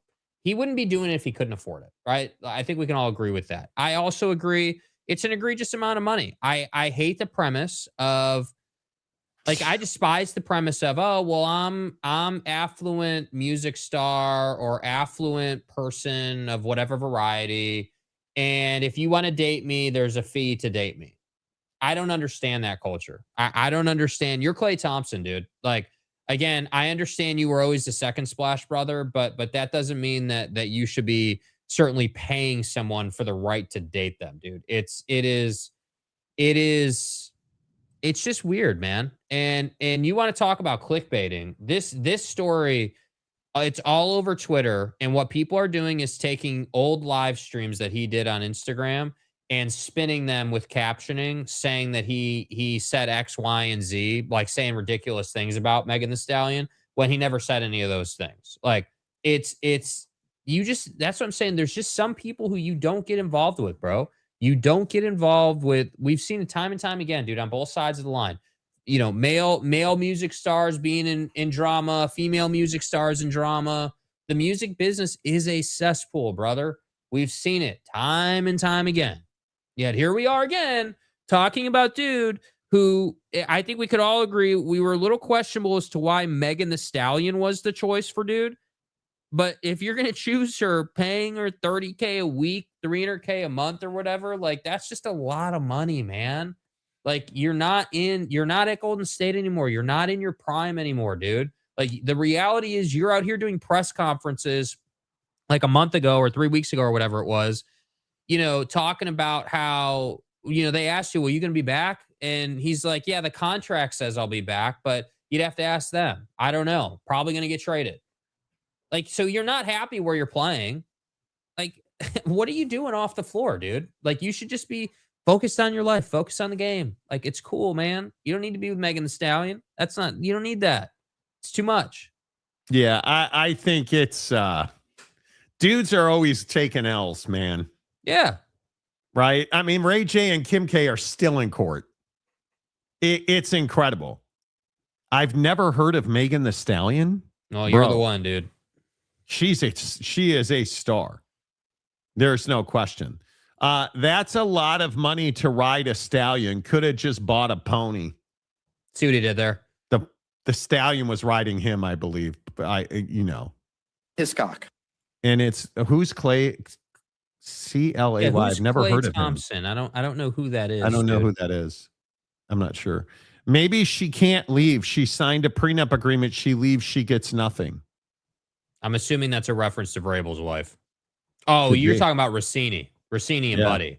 Yeah, that's could what be. you're talking about. Yeah, you're talking about Rossini. I'll be your friend for $300K a month and will not be a best friend to someone else while you pay me. As long as you stop saying shit like Indiana. Never mind. I'm not paying any woman my wife spends $300,000 a month. I mean, on coffee. It is what it is. You know, she gets free coffee at work. So She brings me a banana every day. $300K a month. What? Sign me up. That's what can I be somebody? My wife would let me pound box if they paid me $300,000 a month. You know, like who's paying? Isn't she a call girl at that point? No. If you're paying her $300,000 a month, she's not a call girl. That's not the point. The point is that she is saying, hey, it's a culture thing. It is, hey, I am a big star. I'm a person of affluence. It's a privilege to be able to say you date me exclusively. No, but I'm just saying that's what the angle is. You think that's what her angle angle I know that's what the angle is. That's what she's talked about. I know that's the angle. So what should I be charging? If the hoes want to get at Monty, I got to have a pretty expensive price tag too. No? Okay. Yeah, I don't think so, bro. Okay. I'm not paying a woman $300,000 a month. Marriage is expensive enough. Mm-hmm. Right? I mean, $300,000 a month so you can say you date her. We're supposed to believe somehow that's the going rate for Megan Thee Stallion. Yes. What am I getting for that? Because I didn't even know Klay and Megan Thee Stallion were dating. Oh, really? Am I supposed to get clout for that? Doesn't he get all his clout from being in the NBA? Well, that's not her opinion. Being on one of the best teams in the history of the NBA. You're worth probably $100 million. Let's say after taxes, he's worth $100 million. And you're telling me that I got to pay somebody $300,000 a month to smash. That's what I'm saying. This is a Klay Thompson problem, dude. Don't understand what you signed up for here. Nope. Yeah. Just go to Ashley Madison. Much cheaper than Megan Thee Stallion. Right? Way cheaper. Can't you find one of those like matchmaking services that'll hook you up with a CEO or something? Bro, the point is you shouldn't need a matchmaking service. You are Klay Thompson. You're an NBA player. You are in the prime of your life, but not the prime of your playing career. You need to make better decisions. Dude, I'm just going to say this now, and this includes Lewinsky and her blue dress. I'm not paying anybody $300,000 to smash. U.S. Americans. I'm not doing that. I'm not. There's no chance. I did not have sexual relations with that woman. Ever. And you're telling me, and Bill had to pay for her dry cleaning, which apparently he didn't do because she saved the stain on the dress. Do you know how much more than $300,000 he's paid for Monica Lewinsky? Like, I don't understand why we as dudes do this. He's a bum. Look at Vrabel with Russini, or excuse me, Big Nose Kate. Do you know how much money he's lost over this? Do you know how much clout and respect he's lost over this? Okay, clout, respect, 100%. He's lost loads of it. Money, I don't know. I'm not convinced. I think any endorsements, all of that went away. For now. Yeah, for now. He'll make a comeback. I'm sure he will. Mike Vrabel for AshleyMadison.com. Never. Right? Good night. Magic City? You could go with Magic City. Well, only if Oak State James, who now is a TCU fan trader, hooks him up. You know. Yeah, James, can I get an explanation on the pizza review thing? I genuinely need to know. Why? Don't gaslight him, please. Don't wind him up like a fucking hot rod toy. Like, I don't want to hear about his... Bro tagged Dave Portnoy in his tweet on his pizza review. God.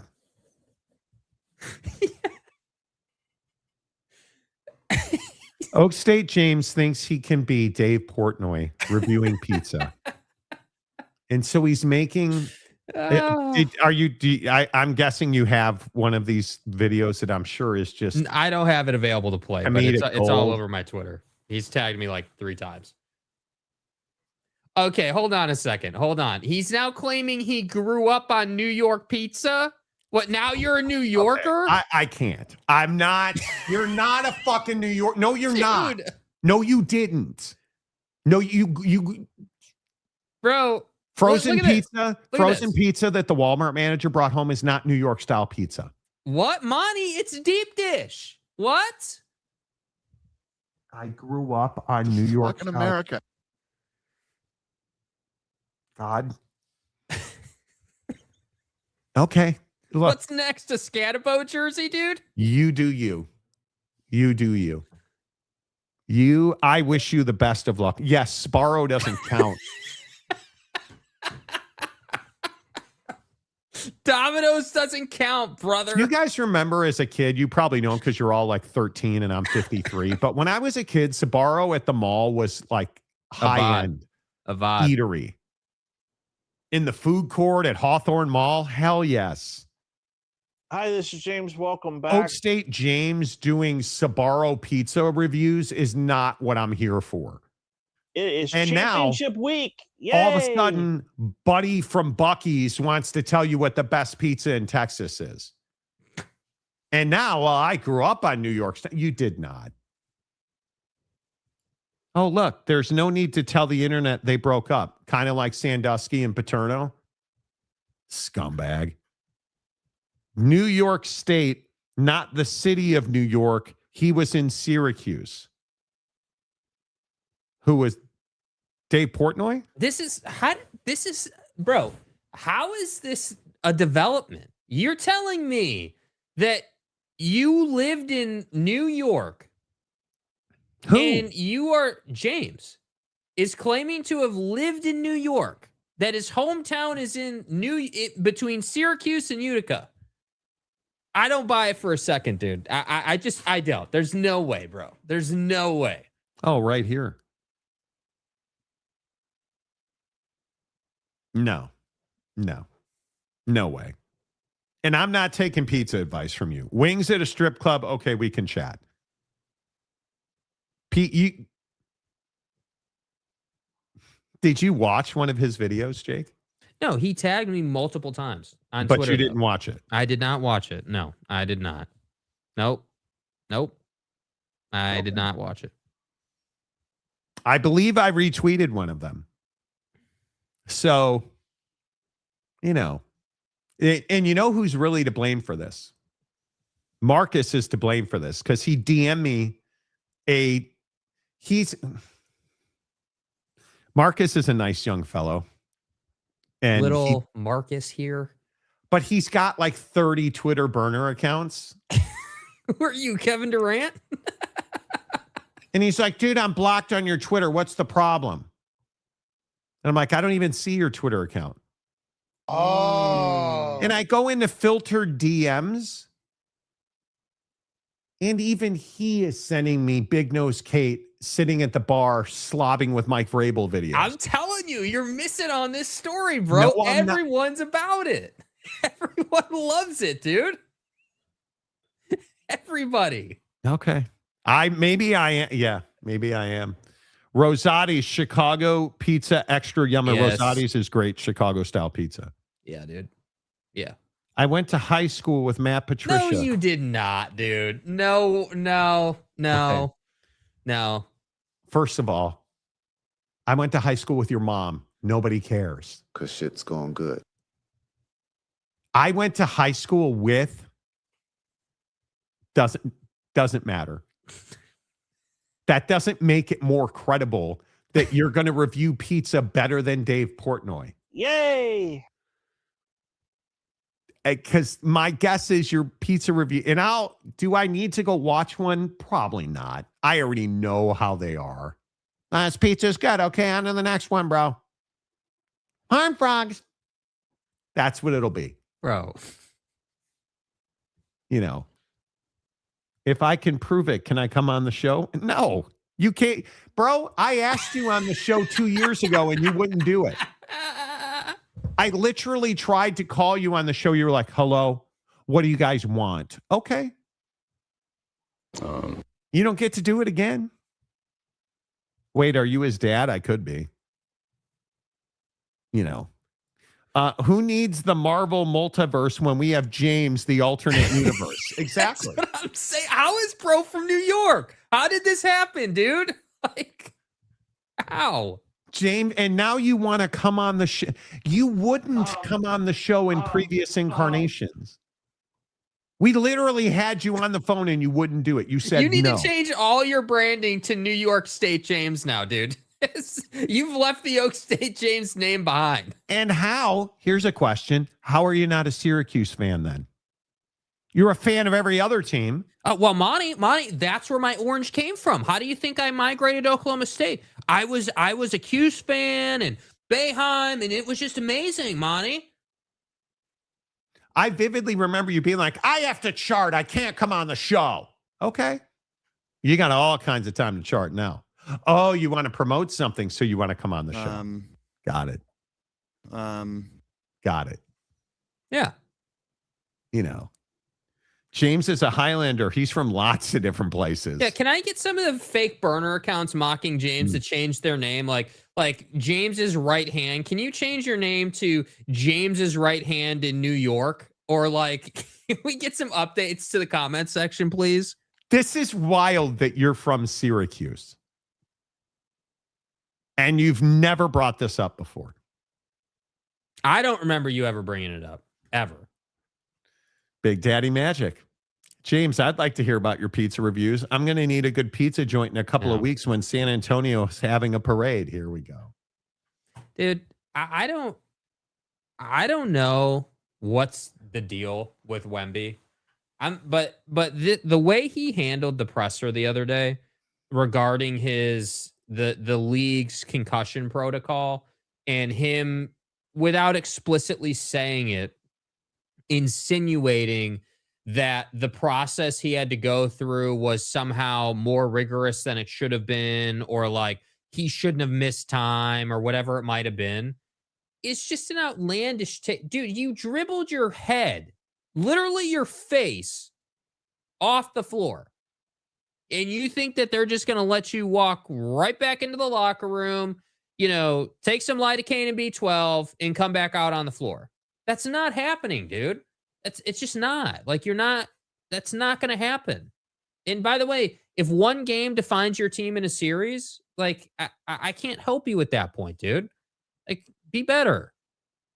Yeah, I don't know. I don't know.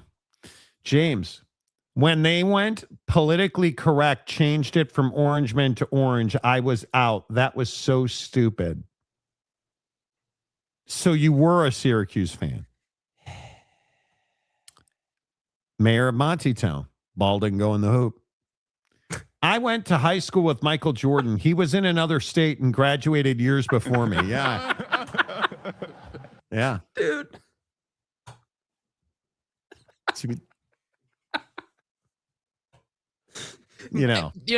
Bro, you even wore the same shoes as Mike, from what I was told, because, same high school and everything.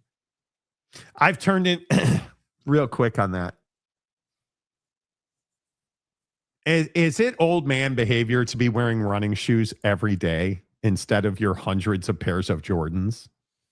Because the running shoe is more comfortable. I'm telling you, the new Vomero it's incredible. You will reach get off my lawn old man status when you start getting rid of your Jordans. No, that's never happening. Well, my wife will leave me if I don't say get that. rid of. She's selling my non-premiums. She's made like an enterprise selling Jordans on eBay. Mm-hmm. So, Rock and Rant in New York, James Jungle, where dreams are made of. There's no team he can't do. That's right. That's right. In New York. The NBA is going to take a chance on the Wemby investment. They are going to wrap that kid in so much bubble wrap he couldn't get Russini pregnant. Wow. Okay. Okay. Oh, look at that. Calford gives 20 Monty Show memberships. Okay, again, if you don't have a membership at this point, like, I don't know what to tell you. Love it. Good to see you, Calford, as always. Appreciate you. Syracuse James, Bad Bunny James, Lemon Pepper James, Seaman Demon James. Yeah. He's everywhere. And now he wants to come on the show to promote his pizza videos. Should we put him on the show? No. Well, I don't that's know. your dude. Comment section, dude. Comment section. I'm not putting this out to the comment section. Stop. They're fucking masochists. Of course he's going to be on the show if we leave it up to them. My fucking ass. No. The answer's no. Larry, Carnell Tate is a beast. Great pick. It's a terrible pick. No, it's not a great pick, dude. It isn't arguably one of the worst picks of the draft. Can't be taking Buddy at 4, dude. That's way too high for Carnell. He could turn into the best wide receiver in the history of the NFL and it would still be a bad draft pick. Yeah. Can't do it. James, we need more stadium upgrade videos. USF is building their stadium and East Carolina is opening their IPF. Where are you, James? Yeah, what about Eugene? I mean, you said you were going to roll up to Eugene and give us an update. What about that? I feel like James has lost focus now because of this pizza Dave Portnoy thing. Has Dave Portnoy responded to you, James? If Dave Portnoy responds to you, we'll put you on the show. Probably not. I wore Michael Jordan's shoes once when I was a kid and they gave me special powers. Yeah, right. I mean, we all attempted to experience that. Right. I put on Scotty Scheffler's golf shoes and I still can't hit an iron shot. Didn't work for me. I'll never give up my beer can collection.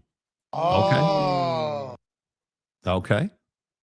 When your feet hurt too much, you quit buying most Nikes and move towards Hoka Brooks. Oh, completely opposite for me. The Vomero is the single most comfortable running shoe I've ever owned. And there's probably, of all my J's, I'm looking at one premium highs, one of the most comfortable shoes on the planet. 12s, one lows, 9s, 11s. What do I got over here? 3s, 5s, 6s. I mean, there's not a Diamond Turfs, Air Max 90s, Jordan 2s. Like, I don't have an uncomfortable pair of Jordans. What's an uncomfortable pair of Jordans, Jake? Like, I mean, I think it depends on what you're doing, right? Like, I'm not trying to walk all over a city in Jordan 3s, right? It's a little bit harder of a shoe. It's a harder bottom shoe. Like, I think it depends what you're doing. I mean, if it's date night, the entire collection's open, right? Yeah. I mean, you can wear any shoe for like 2 hours or 3 hours, not a big deal. But like, if you're on a trip, yeah, I mean, I am going to, run my Hokas into the ground, dude. I mean, that's what they're built to do. No, dude, don't start, dude. If you're gonna, bro, you're heading down a path where you're about to drop a claim that your mom was at the landscaping company when Rudy Giuliani made that statement, because your mom's maiden name is Rudolph. So let's not head down that path together, okay? We don't need that. We don't need that. But yeah, I mean, if we're talking about longevity, probably 11s are really, that's full foot Air Max or Air, whatever the term they're using, full foot Air. I think the 12 is like very hit or miss. You got to get the right size based on the shoe. You need to try a couple of them on and but the quick lacing system is nice. 9s are. What about the 4? The 4 is kind of a brick. You see them everywhere because it's such an iconic design. And it's a status symbol. It's a cultural status symbol. So you'll see dudes wearing them constantly. But if you're, if you've worn enough Jordans, the 4 is not one of the most comfortable Jordans out there, in my opinion. I also think that it gets more comfortable as you size it down. So like if you're if you're a 12, let's say, rocking it a half size small is probably going to give you a little bit more comfort because of the way they build that shoe. Yeah. That's just my opinion. But yeah, I mean, I think what's difficult is that as you get older, what you realize is that you want to have the collection, but you realize, yeah, like I have to be in the mood to wear them. Like I have to be in the mood to like really like Jordan 1s I'll wear all the time, but it's nice to have a cushy shoe on your foot. It just is. The Jordan 1 high premium is. Yeah, it's tough to beat. The other problem you got to remember too, though, is that when you golf a lot, the Jordan 1 game on the golf course is really tough to beat. So like, now that they're releasing spiked bottom Jordan 1s, that's just up the ante. So yeah, it's what? tough. The ante, up the ante. Oh, thank you. Mm-hmm. For the record. Let James come on the show. He should have a weekly pizza review and maybe he can get free coupons. No. I'm not. The show is not becoming a conduit to get. Wow, dude. Wow. Already. Notre Dame James with a Syracuse backed photo, bro. Notice he's wearing a priest outfit. He's got the collar on. Bro. Brandon Butler. I can't do Nikes other than their golf shoes, just not durable enough. I prefer on a Hoka if I am going to be on my feet all day. Vomero. I just wear flip-flops unless I'm working. Okay. Barefoot or sandals only. Haven't worn any shoes in 5 years. Okay. Okay. We've reached a new level of the discussion now. James has just DM'd me a photo of his football team picture where he's alleging that he's on the same football team as Matt Patricia in high school. He's alleging this now. So he's not joking. He's trying to provide evidence that he was on the same team as Matty P. Well, prove God's real and I'll put you on the show. How about that? Prove God is real.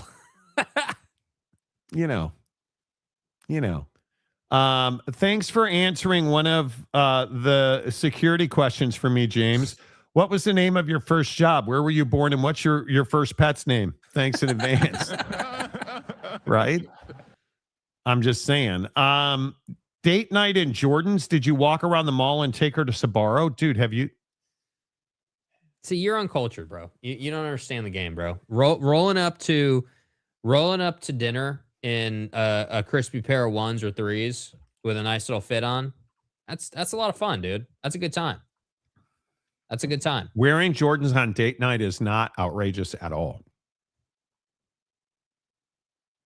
4s are not bad. I have too many Jordans. They're not bad. They're just, if we're talking about like most comfortable pairs of Jordans, they're certainly not competitive. Our starting center now. Okay, let me. I had to fill in during practice as a defensive lineman. We were so short on players. Here's this, and of course, James sent me the photo sideways, so you guys are gonna have to turn your phone. So here's the photo he sent me. The blue circle towards the top of the photo is him. James is saying that's him. And then if you take his comment off the screen really quick, the bottom blue circle he's saying is Matt Patricia. That's what he's claiming. Okay. I mean, that's cool. Why not? Yeah, why does it have to be? That's impossible to look at that photo. You're going to need to flip that photo around. Yeah. I don't get it. All right, let's reset because why wouldn't we? The Monty Show is always presented by the Advocates at theadvocates.com, the best injury attorneys in the business. 24/7, 365 at theadvocates.com. Listen, if you're a football player and you get injured, if you went to high school with Matt great Patricia cheater and you were injured, call the Advocates.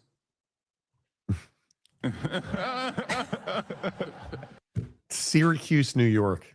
The stuff that we don't know. You do you, though. I believe you, James. Here on the Monty Show, presented by the Advocates. Jake, who won the NFL draft? I mean, I really like what the Eagles did, getting Lemon. I think that if we're talking about impact and who's going to see the quickest results, I think they have a chance. The Browns, obviously, as we discussed last hour, the Browns grading out high is reasonable. I think they did a really good job. Spencer Fano was a huge pick. Yeah, I mean they did a really good job.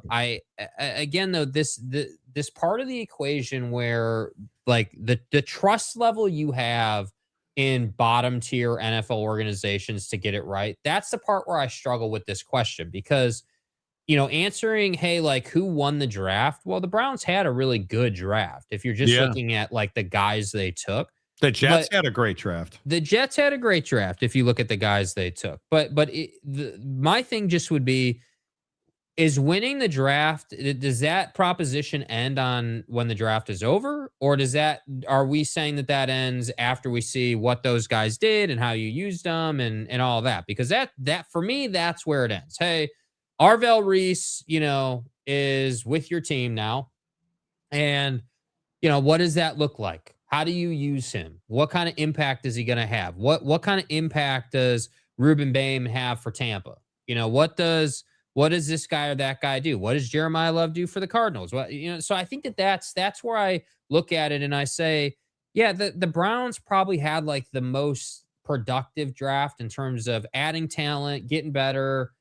But man, I don't trust what they're doing overall. Like, yeah, Fano's a great pick, dude. Going to be a stud, no question about it. But what is Todd Monken gonna do with the quarterback room? You know what I mean? Like this Deshaun thing. Obviously Shador. We literally got Yahoo Sports last week reporting that Dylan Gabriel still has a chance to win the job, which I think none of us believe. Todd Monken's already a disaster. Yeah. I mean, yeah. So. Yeah. I think he's already a disaster. The Jets could have drafted the 85 Bears defensive line and they would still lose. Exactly. Development's huge. Development's huge. I don't disagree with that at all. I think development is a really good part of it, TJ. And I think if you can draft all this talent, but this is the Fernando Mendoza thing. If he's not bringing his aunt to practice, what's the point of having Fernando Mendoza, right? Crazy eyes. Honestly, I think the Raiders won the draft. The risk they took on the kid from Tennessee could be massive win if he's healthy. I think you're not wrong. Well, and the Cousins Fernando Mendoza relationship, I think, is really what they drafted. Sure, this kid you're talking about, yeah, he's gonna be an X factor. But this draft for the Raiders was all about TB12 lining up the quarterback room. Hey, we're gonna go and get Kirk. We're going to take advantage of that opportunity and get him out of Atlanta. And then from there, we're going to double down on that investment and get Fernando so that Fernando can learn from Kirk Cousins. And we got Kirk because they're basically the same guy. Pocket passing quarterback that early in their career could run. Fernando's not going to be a runner as he's 10 years into the league. Fernando is not running anywhere. We all know that. So he's going to be a pocket passer. You're going to try to develop him with Kirk Cousins. And it's just a matter of what that looks like. But year 2 Ginty should be good. You should be better in the running back room. So we'll see. But this is my point. If the Chiefs draft trading up to get corners and to get these skill position guys is any indication, like, yeah, we're probably sitting here, 6 months from now, 8 months from now, in the middle of the season being like, yeah, you know what? Like, man, that corner that the Chiefs took from LSU, yeah, he's really good, dude. And now looking back, maybe it's not how many people you took. It's more about the impact they're making. That's my thing. Yeah, I'm very curious to see what they wind up doing. And how the Raiders in specific. I mean, Jamal McCoy is probably one of the steals of the draft. Again, it's round 4. Obviously the knee injury is a concern. Late round picks can produce, man. We've seen that. And he should have been probably a top 2 round pick, but the guy was injured. So, but I mean, Traden Stukes from Arizona, Mike Washington in the 4th round. I mean, that's fantastic. But you clearly are in a rebuild here. And I think you're a long way from done. But I think the Raiders absolutely are a better team. Mm-hmm. There's no doubt. Yeah, we talked about it. I think it's really awkward, this situation with Ty Simpson. And look at Sean McVay's face. Yeah, I did. I'll keep that between us. Do you expect Ty to pick up with him? We'll see. He's going to compete with Stetson. What was it about this pick? Just doesn't seem happy about it. And you listen to how listen. I was trying to think of the word last night. Is he just simply dismissive of what Ty Simpson says here? Indeed. Los Angeles Rams. How you doing? I'm good, man. We're sitting here at the 13th pick, so we're going to draft you with that pick. So I'm going to pass you to your new head coach, Sean McVay. Yes, sir. Ty, Pat, what's up, Coach? how you doing, buddy? I'm great. How are you? Good, man. Well, congratulations, man. Excited to get to work with you. It's going to be a lot of fun, buddy. Let's go make history, Coach. Yeah, no, and hey, enjoy this night, man. You earned it. Have fun. Tell your family we're excited to meet him, and can't wait to get going with you, buddy. Let's go make history. Yeah, fuck off. Tell your family we can't wait to see him. All right, take care now. Just blew right past it. Let's go make history. Yeah, not with you. No, not going to happen. Stay off of the Sunset Strip. Well, good luck to you, because I'm not going to deal with you at all. Like, just totally dismissive of what he said. It's rough, dude. And this is supposed to be the franchise quarterback of the future. Yeah, and then there's the optics with Les Snead and Ty Simpson's dad. And I think that's the part that makes it worse. This would have been lesser of a story had the dad angle not been there, but it is there. And there's no getting away from. You most likely could have got him later in the draft. You know, most people had Ty Simpson as a late first rounder, second rounder at worst. And it's just this deal where, again, I'm not saying Ty is undeserving. It's just how this draft shook out. You should have and could have got him later based on who other teams were going to pick and what it all looked like. And you reached at 13 to get this guy. And I'm telling you, if we've learned nothing from a lot of these instances over the last several years with the league, right? Obviously recently with the Russini stuff, but like this situation, there's a lot of situations to look at. Relationships are what drive this league. And the stuff that happens that never reaches the public eye, I'm telling you, is nefarious and nasty in nature. And stuff like this where Les Snead is good friends with Ty Simpson's dad, advised him on going into the draft, and now he's the 13th overall pick.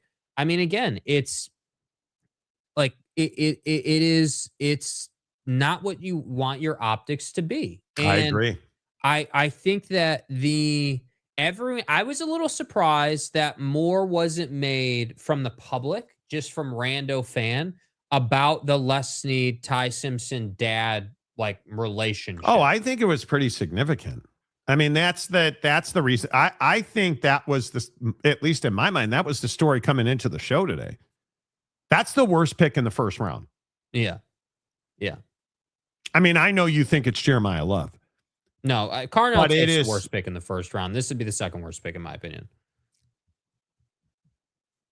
But I know you went to high school with Matt Patricia, but trust me when I say Ty Simpson's the worst pick in the first round. You're in a position where if you'd have taken Kenyon Sadiq, you're in a much better place. You insulate yourself from the Puka Nacua nonsense a little bit. Like, you have a quarterback who's excellent under pressure, dumping the ball off underneath. But you went Ty Simpson, who's not going to start for you for probably 3 years. If he starts for you ever. It's the worst pick in the first round. Yeah. And the only way to get over it is by developing him and making him really good so you can shut up the haters. And making him start next year. That's how you get over this. If Ty Simpson is the starting quarterback a year from now, no problem drafting him here. He won't be. Yeah, it'll be curious to see how long Stafford plays. I mean, I think that he's probably got 2 seasons at most, I would think. Just based on where he's playing, based on what we see out of him, I feel like 2 seasons is the most he has left to give. And I don't know. I appreciate that Sean came out, and said, hey, I'm really excited about Ty. Like, he definitely came out and, fixed it in a sense. But But there's no getting over in the moment how you react to things. That clip, the draft call clip, will live in infamy. There's no question about it, dude. If we're being perfectly honest, he's probably not their starter he won't be this year, obviously. Like you said earlier, Matt Stafford played at an MVP level this year. Yes. I would think he'd play this year and next year and then maybe retire. So in 3 years, you're the starting quarterback. What a waste. Jeremiah Love's going to contribute right now. Right now. And, yeah.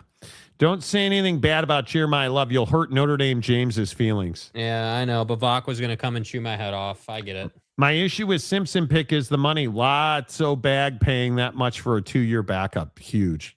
Yeah, but I agree with that. But at the same time, again, let's not just ignore the fact that it is Sean McVay. Like Ty Simpson has way more upside than Stetson Bennett. I think we all agree with that. But at the same time, you got to develop him and teach him and train him and get him into that place. It's possible. We've seen it's possible. But the reality is Stetson Bennett as your backup is an awful option. We've also seen Brett Favre and Aaron Rodgers. Yeah, we have. Who never spoke to each other when they played together. And I don't think, I mean, again, I'm not sitting here claiming to know Matt Stafford personally, but I don't see it being this thing where Ty's sitting there and, in the quarterback room and there's like some bad relationship. I mean, it's not Ty's fault that he's there. It's not like he did something wrong and he's certainly not a malcontent or any type of thing like that. I just think that Matt and him will be fine. I'm not worried about Matt Stafford's relationship with Ty Simpson. What I'm worried about is when Matt Stafford misses time, picks up an injury that, even if it's just the week off before the postseason, who gets that start? Because whoever gets that start will then bring this story back to life. If Stetson Bennett starts that game, we will absolutely be talking about this story again in November in playoff time. And that's where I say, dude, you're playing with fire with this, because now, not only to Brandon's point, you have the money, but now you have a certain level of commitment publicly to him to give him an opportunity at some point, which is always a dangerous proposition. Yeah, I don't know, man. We'll see what happens.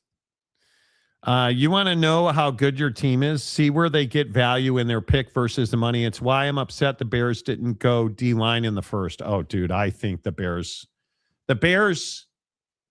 I would argue the Bears' later round picks were questionable. Dylan Thieneman's a home run. Yeah. That's exactly what you needed in this defense. Now, would I love to see an edge or a defensive tackle? Sure. But I also love Xavier Thomas. Malik Muhammad from Texas. I mean, a day 3 pick. I mean, we're much faster as a football team. We're much faster defensively. I mean, the secondary on this team. I mean, Logan Jones from Iowa, hell of a pick. I agree. And now you created a lot of, they have $10 million in cap space now that you can use to scoop more manure off the dog track, racetrack, horse thing, same thing. Inevitable. But you need to go find a murderer on the pass rush front. You need an edge who can get after the quarterback. And Dylan Thieneman, you needed a rangy safety who is durable, and I think you got that. Xavier Thomas is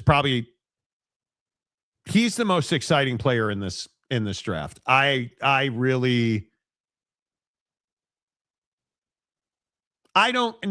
running 4.28 on a football field, but he'll get close to it. Mm-hmm. I mean, I don't hate that at all. So, and we should get the Bears are moving closer to, we'll see what they end up doing stadium wise. But I like what the Bears did in the draft. You got to go spend money on a pass rusher now. You have to. Or find a trade. Yeah, find a trade. Find something. I'm curious.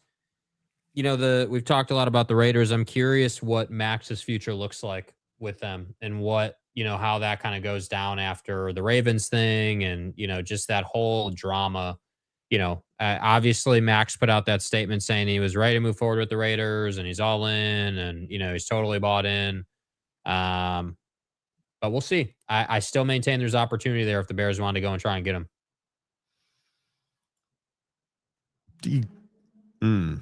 Kenneth Maynor. Dolphins address needs, but they actually be relevant this century. They didn't address their need. I think offensive line's your single biggest need. And I don't think they did that. Their biggest issue, in my opinion, is offensive line. I love Jade Knott from Cal. I think that was a great pick. I think that kid's going to be a stud. But I don't know. We'll see. What is you tell me one way or the other. Do you guys believe that the Dolphins develop players? Do you believe that that's a team you want to go play for? I don't know that I can say that. I don't know that I can say that. I mean, so, I just think that we don't know. He should have been a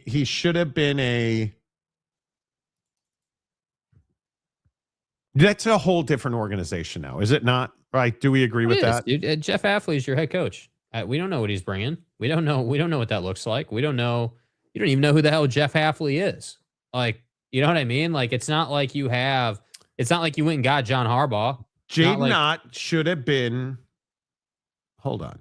Let me look at where did they go where was the late round pick? Man, I can't, his name is way out of my Trey Moore from Texas. He's the perfect example of a guy. Will he be the guy that you're like, wow, they stole him? Because he really should be, right? He really should be. If you look at what they did, you tell me, did they hit a home run, or are they just going to be another team that doesn't develop players and they'll never win? Because I don't know, to your point, I don't know if the Dolphins are ever going to win a Super Bowl. In my lifetime, I'm 53. In the next 40 Super Bowls, will the Dolphins win a Super Bowl? It's hard to say, bro. I don't know. Doubtful. I don't know if that's the case, because I'm very interested in the players they've drafted previously who have not developed into anything. And that has been, I think that is their Achilles heel.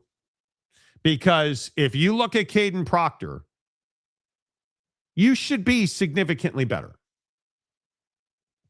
You look at Chris Johnson, you should be significantly better at that position. He's a talented player, right? I even look at like DJ Campbell. You should be significantly better. But I look at the history of their draft, and I just don't think they develop players. I don't. If you look at, let's just look at the Dolphins in 2025. Which one of their players in 2025? Like Kenneth Grant's a decent player. But Jordan Phillips, Jason Marshall, Dante Trader, what about Ollie Gordon? What about Quinn Ewers? Those are talented players. Do we believe that they develop players? I do not. No. I don't think they do. Nope. Miami is a team you want to go play for if the weather is important to you. The Dolphins aren't relevant until they consistently make the later playoff rounds. Totally agree. I just don't. Yeah. Neat. 16-0. They're invisible. In my lifetime, I don't know that they'll win a Super Bowl. What was the biggest headline for the Dolphins the last decade? Tua's Oh, that concussions. one game. Tua's concussion. Yes, agreed. And then the other big headline that I was going to reference was TB12's one appearance per season on your field, where you beat him on a more regular basis than he would like, and then you disappeared until next season. And that's it. Like, you had... Well, I think if you're Dolphin fan, I'd be pissed because you had a team that was clearly playoff capable without a quarterback, which tells you everything you need to know about this front office. And that's the real shame of it. Imagine if you had, even just a mid-tier quarterback in the league, right? Like, even if you just had Daniel Jones, even if you just had, at what used to be Sam Darnold, not Seahawks Sam Darnold, like 49er Sam Darnold, right? Vikings Sam Darnold. Even if you had him, you would have been probably AFC champ game competitive. Maybe you don't make it there, but like you're in the second round of the playoffs regularly with that team you had with Tua. But now Mike's gone, your talent's gone. Like it's just a dumpster fire, bro. Yeah, I don't want to play for the Dolphins.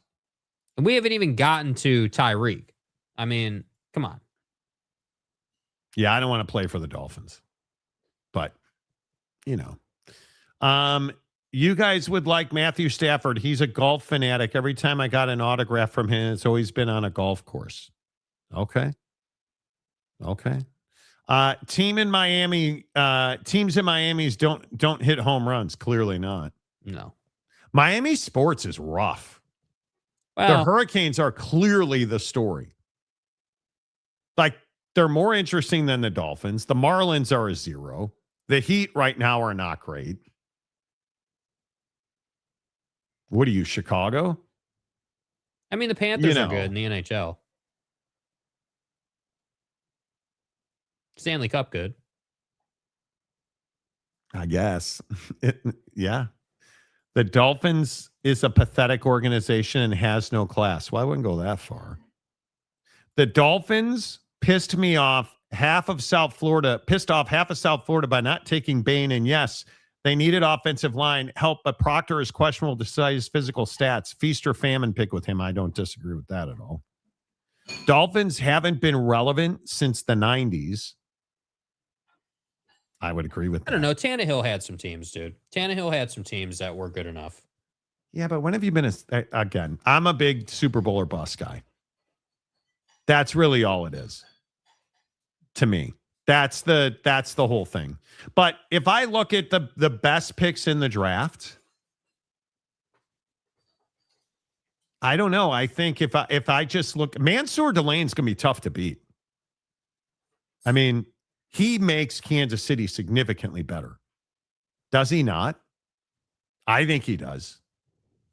And how are again, am I wrong that the Jets had one of the better drafts out there? Now, obviously, I'm not a big believer that David Bailey's like a 10-year, anchor on a defense. But he'll help. He'll get a second NFL contract, I would guess. I mean, who knows who their coach is going to be a year from now? Because they fire dudes like crazy. Yeah. But, I mean, I like what some of the crappier teams did. Can't argue with the Giants. Can't really argue with the Browns. Right? I mean, Arvell Reese and Francis Maui-Noah, are you telling me that how is Francis Maui-Noah not going to be an all-pro? Oh, he will. Yeah, he will. Yeah. I mean, and the swag and style the guy's got fits right into New York. Yeah. Fits right, and he's not on stage sobbing. But see, again, this is my point, dude. Look at these teams. Any of these draft picks, when you're talking about like best pick in the draft, look at what they have now and what that player adds in the bigger picture. Question one, or any of these teams, do you have a quarterback or do you not have a quarterback? Is the quarterback position a question in your organization, or is that taken care of? Okay, well, it's taken care of for the Raiders. Clearly, the Jets are going to jet. And then the Cardinals have a question. And then you look further down, the Giants have their quarterback. So yeah, they're able to take O-line. Do you, They're able to take so you defense. think the Giants are set? Yeah. Yep. He's their guy. Yeah. And if he gets hurt, if it turns into a thing, look, you're fully committed to Jackson Dart. Like, I agree. 100%. Will he be available in 8 seasons? I don't know, but I know he's your guy for the next 5 years. Like, he's your guy. Yeah. Listen, I like Jackson Dart a lot, dude. I don't like the concussion stuff, the trying to be a hard ass on the sideline stuff with linebackers. That needs to come to an end, and he'll grow out of that phase. I would be shocked if he didn't. Have some vision, dude. Understand you're in New York. You're playing for the Giants. Like, a lot of opportunity here, bud. You could be $100 millionaire through the NFL. You could. I would even make the case that Jackson Dart, provided he plays his cards correctly, could easily approach $500 or $600 million in earnings through his NFL career. Could do off that. the field with the NFL money, Certainly. like, there's a lot of opportunity when you play for the Giants. That said, nobody gives a damn about you if you're sitting in the blue tent on the sideline too much. So don't be an idiot. Don't hold the ball too long. Let Cam run into guys. You get rid of the ball and you step out of bounds. It's not that difficult, dude. It's just not. Jets draft was good, but passing on Reese and watching him fall to the Giants could cause problems. That was not lost on me. David Bailey can do nothing but fail. And it's not really even his fault. It's not really even his fault. Also, moving up to get Klubnik in the 4th when he had a 7th round grade was weird. I would agree with, I just think there was the quarterbacks. Why are you drafting quarterback in this draft? Is this the least talented quarterback draft any of us have probably seen? Yeah, it's been a while. No doubt. It's been a while.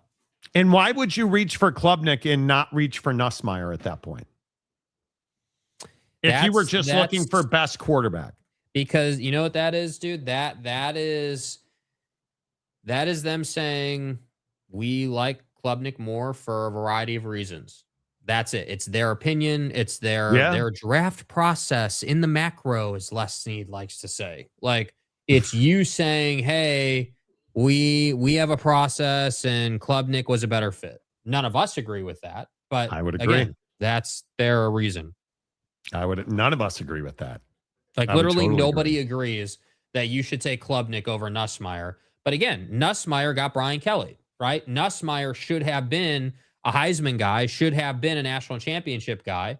But because Brian Kelly is so ass, they never realized their true potential in Baton Rouge. So I just think it's just I think that Nussmeier is going to be the guy in the NFL that Drew Aller wished he could be, because Nussmeier is a big body quarterback with a big arm and a lot of talent that just needs refinement. Refine him, get him trained in your offense. That's a dude that can play in the league 10, 12 years, provided he gets development. But I just think that Klubnik. I've never been a huge Klubnik guy. I will maintain that the ACC is not where you go to get outstanding quarterbacks nowadays. I just don't think. Yeah, you go to the Big 12, clearly. Yeah, man. Wow. Hey, James, dude, how did Oklahoma State do in this draft, brother? Any, you want to talk about that? I mean, Deshaun Stribling. Deshaun. Oh, wait. I mean, tough day, dude. West Virginia. How'd you do in this draft, dude? Colorado. Hey, Colorado. Any conversation about, just that guy who escaped your program, getting in the NFL. Just saying, dude. Big 12 and ACC lead the bottom feeders in the Power 4 for guys in the draft. So, no surprise. How about Yormark's brother going to Miami? Yeah. That's it? Just, yeah? I mean, I'll roll the tinfoil takeout if you want me to. I mean, I think that based on, look, no evidence, all speculation, 100% upfront disclaimer. But given what's happened with Brett Yormark and the Big 12 and Cody Campbell and the money stuff and like where the conference is kind of at right now, if it keeps going that direction, I'm telling you, Brett Yormark and the Big 12 breaking up, is not as far-fetched as people think it is. So then this story comes out yesterday. You sent this to me. Brett Yormark's brother is looking at a position at Miami, in Miami's leadership, the University of Miami, in the ACC.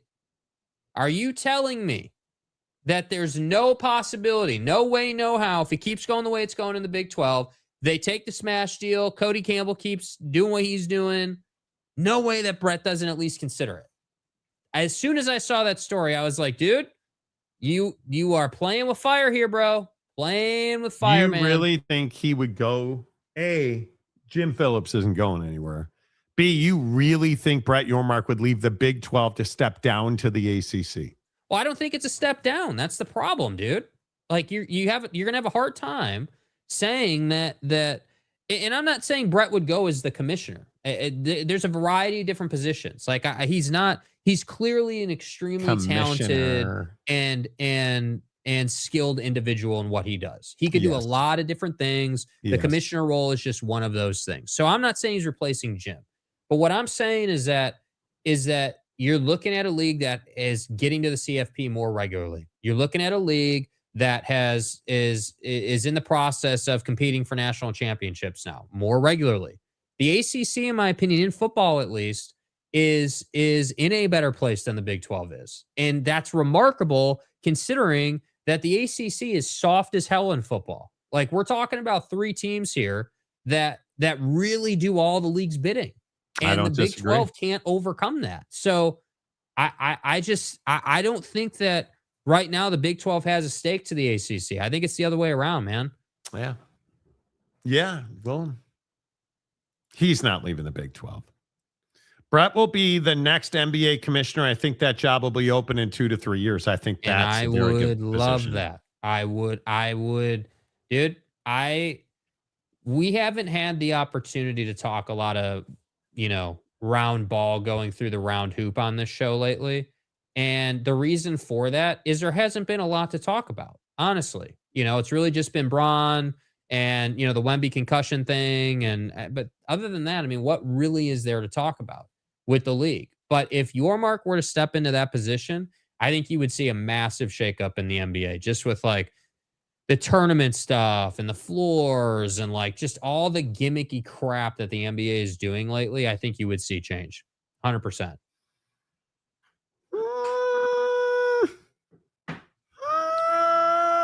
I don't know. We'll see. The NBA officiating is a problem. This ejection thing, and I think we're going to have to make time. Stuff. We're going to have to make time because it happened in the Laker game last night out of nowhere, and then, it makes no sense, dude. And let me just get out in front of this too. Let me go full Vrabel on it and take full accountability. Kevin Durant last night in that game, being on the bench at the end of the game, waving goodbye to the Lakers as you won the first game in the series after being down 3-0 to that team, you're embarrassing yourself, dude. And I'm a Kevin Durant guy. You're embarrassing yourself. Like, save the crap talking and the junk and all of that until you're back in Houston after you've beat the Lakers twice in a row. Like, why don't we save the, oh yeah, here's a cute little wave and all that nonchalant crap from the bench until you actually have. How about be relevant? Like, how about you do anything other than melt down your locker room for like the 5th time in a row in as many years? Did you guys see that report over the weekend too? Not to get too deep into it, that his teammates are questioning his motives and like, he's obviously banged up, but like he could be playing. And his teammates aren't liking him. And like, there was a stat that came out over the weekend that, what is it? Ammon Thompson, is it? Or do I have that wrong? Yeah, Ammon Thompson. There was a stat that came out about plus minus with Ammon Thompson over the weekend. It was like Ammon Thompson's played like the most minutes in the Rockets this postseason. And when he's on the floor, they're like a plus $1 million. And when he's off, they're minus. And that was brought up in reference to the fact that Kevin Durant misses a bunch of time. And that, he's more the issue. And I have to say, like, as a Kevin Durant guy, dude, like, I'm sick and tired of dude being the reason teams lose, but you can't get away from it anymore. You can't, like, you melted down in Phoenix. You're melting down in Houston. You're down 3-1 to a Laker team with 41-year-old Bron or whatever it is now. No Luka and no Austin Reeves. You're down 3-0 at one point to that team, now down 3-1, and you thought it was a good idea to wave bye to that team. You're an idiot, dude. If you think that Bron isn't going to come out in this next game and absolutely light you on fire, I just don't know what Will Austin Reeves play, though? I don't know. I don't know. We're at a point now where I think you need him to play, because Houston at home's a different team. Houston at home's a different team. We'll see. Yeah, well, and don't even get me started on CJ McCollum absolutely, piping the Knicks repeatedly. I mean, that's incredible. The Knicks are cursed. The Knicks are absolutely cursed. Timothy, you have a blessed day. I'm going to go eat Taco Bell for breakfast. Winning. Well, you enjoy the water butt, dude. You enjoy the water butt. Exactly. I don't think Reeves makes one lick of difference in this series. Oh my God, you're crazy. Okay, why do you think he doesn't make a difference? Because I'm telling you he does, dude. LeBron's a far better player with Austin Reeves on the floor. Yeah. A far better player with it. And I am a big believer that when you look at what this offense is missing, they need somebody who takes the ball from DeAndre Ayton, because DeAndre Ayton's an absolute disaster for this team. I love how JJ Redick earlier this year was like, yeah, dude just can't catch the ball. Like, he can't catch the ball, and that's a huge problem for us. JJ, did you not know that? Like, did Rob Pelinka not know that when you went and got him? Like, did you guys not see the film of the brick hands known as DeAndre Ayton? Dude. Like, come on, man. Like, this is not new. This is not new. Dude, they are, you look at what happens when the ball goes into DeAndre Ayton. They don't have to double team him. Luke Kennard has zero space. You need somebody who can create space and get LeBron the ball in advantageous situations. They don't have that right now. The Marcus Smart thing, Marcus Smart has to be a better player, and the only guy who can make him a better player right now is Austin Reeves. Mm-hmm. Yeah. And I think Austin Reeves is critically important. Yeah, and I think that Marcus has done a great job developing and becoming more of a Swiss Army knife for this team. I think that look, this most recent game was nothing more than the Lakers were up 3-0 and Houston was playing for their season. There's nothing more than that. And that's where I say, yeah, that's where I say, like, dude, the Lakers could afford to take a night off because they were up 3-0. And I have no problem with it, dude. You earned that right by doing what you did. But I just look at this and I say, if you think that talking junk to LeBron James like that is not going to lead to bad things for you and your team, most notably your season ending, you're out of your damn mind, dude. And I know that Kevin Durant knows that. Him and Bron are obviously friends. I know Kevin knows what he's doing. Yeah. But it's like, dude, you're not. There was one point where I would have argued pretty fiercely that KD and Bron were close in terms of career arc and like where they were going and KD's opportunity and like where, like what it looked like. But KD, the truth is, now that we were here in these guys' career and looking back, KD hasn't been close to LeBron since they played that game on Christmas Day. Since that game, they have not been close, and Bron has dominated this generation. And I'm telling you now, LeBron is a top 5 player in this league. And still, you look at the SGA stuff, the help he's getting. LeBron doesn't get that help. And does he get calls? Yes. You can't look at SGA without him getting a foul called on you. Which I really don't understand generally for the league. Like, I understand that I'm all here for, hey, home court advantage means you're getting a favorable whistle. Yes. I'm good with that, dude. That's totally fine.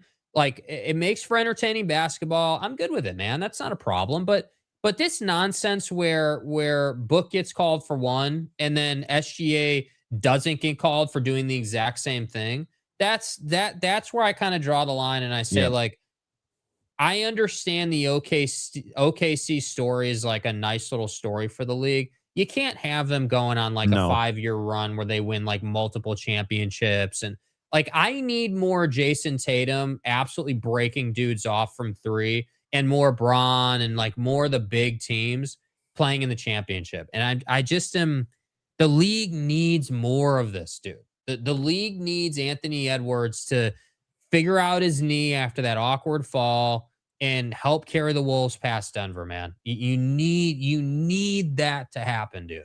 Well, the Wolves aren't going to, that's not going to happen now because I think Anthony is out. I think that hyperextension. And the DiVincenzo Achilles is just brutal. I mean, you're right. You lose both their guards. If Anthony Edwards plays on that knee, I'd be shocked. Bobby Schmier, I got to say, LeBron keeps impressing me more and more, carrying his injured team into the playoffs, except for last night. Dude will never lose his game. Well, yeah. And noted LeShank hater, LeCap, LeDad, LeBald. Yeah, LeFlagbear. Buddy is in the league this long for a reason. I agree with Jake. Bro is going to come out on fire. Totally agree. Totally agree. Yeah. And the thing is, like, how much better is Bronny this year? I mean, the jump that he's taken. Yes. I mean, you're close to validating his draft pick now. If he plays next year more than rotational minutes, he was guy, 20-minute a night guy. Next year, you validate the draft pick. Yeah, I mean, he needs to continue to take the Peyton Pritchard arc of, hey, I'm a bench player that contributes at a really high level for my team, and I'm not saying that Bronny's ever going to be the scorer that Peyton Pritchard is because he's not that guy. But what he is a facilitator. You know what he is? He's Marcus Smart. Yeah. But he needs to get better defensively. Yep. And he will. Because he's already a better shooter than Marcus Smart. He's already the facilitator that Marcus Smart is. He just cannot defend physically yet. Well, and I think there was some awkwardness, as to be expected, right? I mean, haters are going to criticize him for it, but I totally get it. Like, you're Braun's kid. You're out on the floor with them. You're trying to be the point guard for the team and not be selfish. You're just trying to initiate offense. And half the offense is bring it up the floor and try to get it to Braun. But you're trying, like, he was just trying to force it to Braun instead of getting it to the right guy. And I think some of that's gone away now. And I think that I like what he's doing in his game. And again, this is kind of my take on the NFL with these quarterbacks and these different guys. Like, give them 3 seasons to really mature and develop before you need to rely on them and understand that. And if they do that with Bronny, which it appears they are, he's going to be just like this offseason, dude. Bronny needs to go to one of the skills guys and just work his ass off this season to continue to improve his game. And if you see that, if he's in the David Alexander, runs or whatever, and he's in the Black Ops stuff, he's taking it seriously. Yeah. I used to love the NBA, but along the way, it just kind of lost me. And not for people saying stuff about politics or the floors. I can't even put my finger on it. That's what everybody's going through. Yeah. It's because there's nothing gravitational about the player in the NBA now. It is the millennial and the Gen Zer that are not communicative. They're not gravitational personalities. They're not Kobe. They're not Mike, Magic. They're none of that. We don't have Pistons, Bulls. We don't have Bulls, Knicks. We don't have Bulls, Pacers. We don't have that. We just don't have it. Well, and I think too, like, the Pacers is an interesting one because I do think we were getting that. We were starting to come into that season where Halliburton and that team were a team that you love to hate, right? They're that team that's good enough to beat you. They were also that team that's from Indiana, so everyone hates them and dislikes them. And then he blew out his Achilles, and we never got to it. But the shingles thing that he's going through or is it measles? Shingles. Shingles. I mean, it's just absolutely devastating. This guy's had to deal with this now, and he's put on a bunch of weight, and it's not because he's being irresponsible. He literally can't train because of this. And so it's just, think about, I saw this the other day on Twitter. It's total tinfoil hat guy, but the guys wearing number 0 in the league right now are first team all Achilles. Dame, Tatum, DiVincenzo, and Halliburton all rocking the Achilles injury. And I have to say, it was, I truly, for the first time in a while, enjoyed that Jason Tatum was back out there doing what he does. I'm not a Celtics fan, don't claim to be, but watching him do that is really, really enjoy. In the clutch, 10 seconds left, just rolls right up on the dude, gets his mismatch that he wants, and just, just absolutely drains it from like 4 feet behind the arc, dude. Like that's snapped it. Yeah, like that's what the league should be.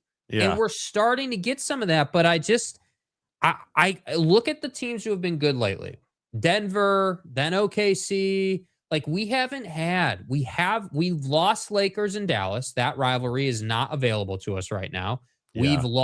We have absolutely lost the Lakers and Celtics. Anybody. Yeah. Lakers, right? Knicks, and anybody. Dude, Lakers and the Raptors from the Kobe era. Like, we don't get that anymore, dude. Like, it's crazy. Yeah, it's rough. I agree. Where could he have gotten the 3 years to develop? Oh, yeah, college. It doesn't work like that. Why didn't Cooper Flagg stay in college? Why didn't you don't stay in college 3 years? AJ DeBanza, anybody? You're not staying in college for 3 years. It doesn't the game doesn't, that's not how today's game is, and it's part of the damaging the erosion of it. Yeah. As much as Dennis Rodman was a punk on the floor, dude brought eyes to the game. No one liked that in the NBA. Totally agree. I think the lost thing is the NBA is also, there is no real rivalry. Dudes just seem they are there to get paid. They don't seem to play for fans. Totally agree. Totally agree.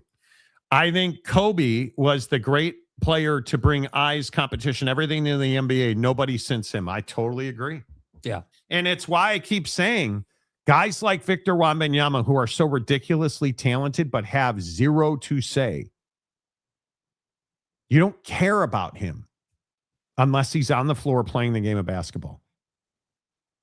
You don't care. It's why you need Cooper Flagg to be gravitational. The Boozer brothers are not interesting.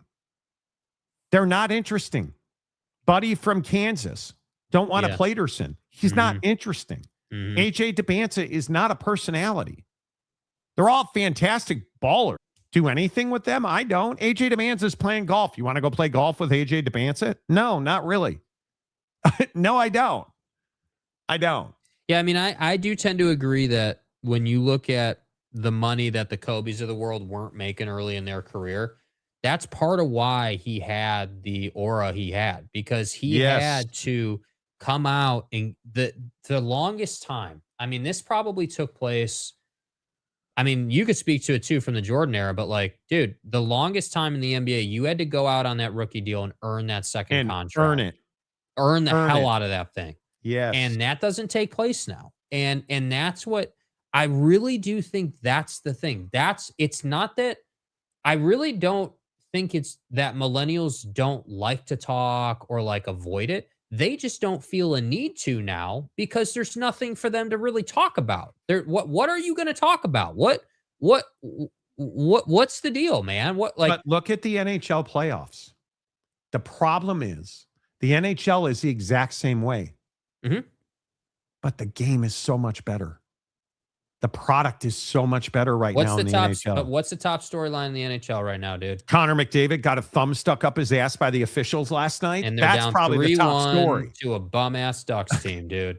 And he's going to get bounced from the playoffs again. And he needs to leave Edmonton. That will be the offseason story. That should not have been a goal. Nope. But the NHL playoffs, look at what happened in Utah the other night.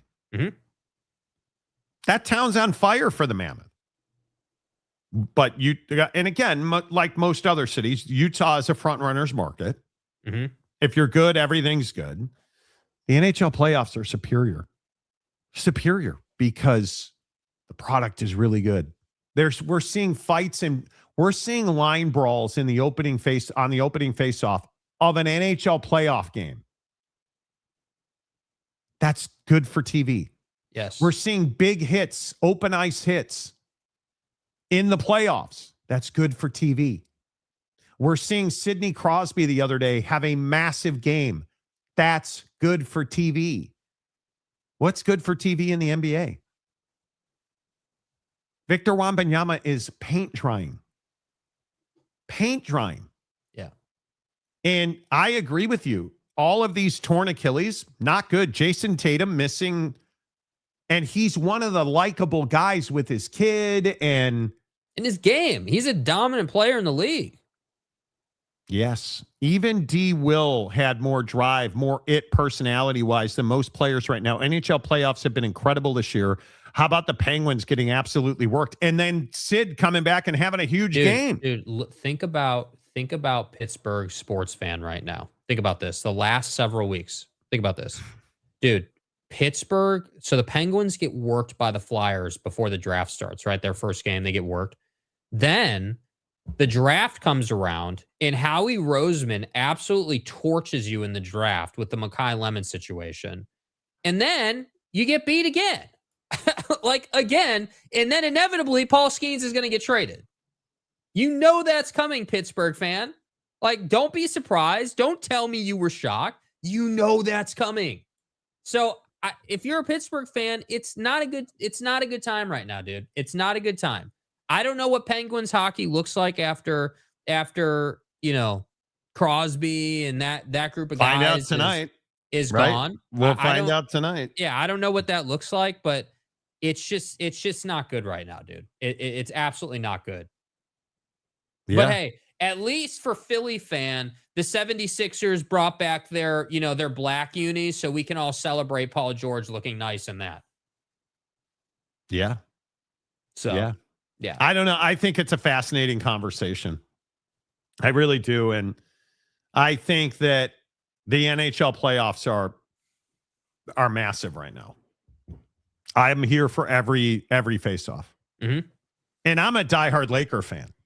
Yeah, sports on TV is nice right now, dude. If you have the baseball package with ESPN, you've got baseball on during the day. You then have golf on Thursday and Friday. And then during the week, you've obviously got the playoffs in the NHL and the NBA. And obviously you had the draft. So it's been a good run here where we've had stuff to watch, which is nice. Yeah.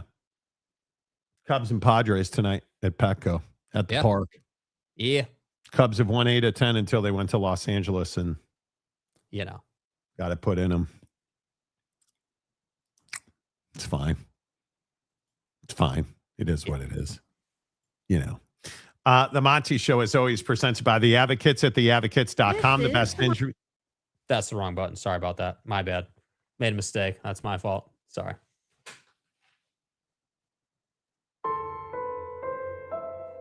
You just want to rip Jeremiah Love some more and talk about how he's going to be a bust, or? Yeah, sorry, dude. My fault. Okay, please continue. Sorry. Oh, I have your permission. Yeah, go ahead. Yep, we're good. Yep. Jerk face. Learn how to hit a putt. Yeah, sorry. The Monty Show, as always, presented by The Advocates at theadvocates.com. The best injury attorneys in the business, 24/7, 365. We'll be back tomorrow. Much more on the NFL draft, I'm sure. Much more on the NHL playoffs tomorrow.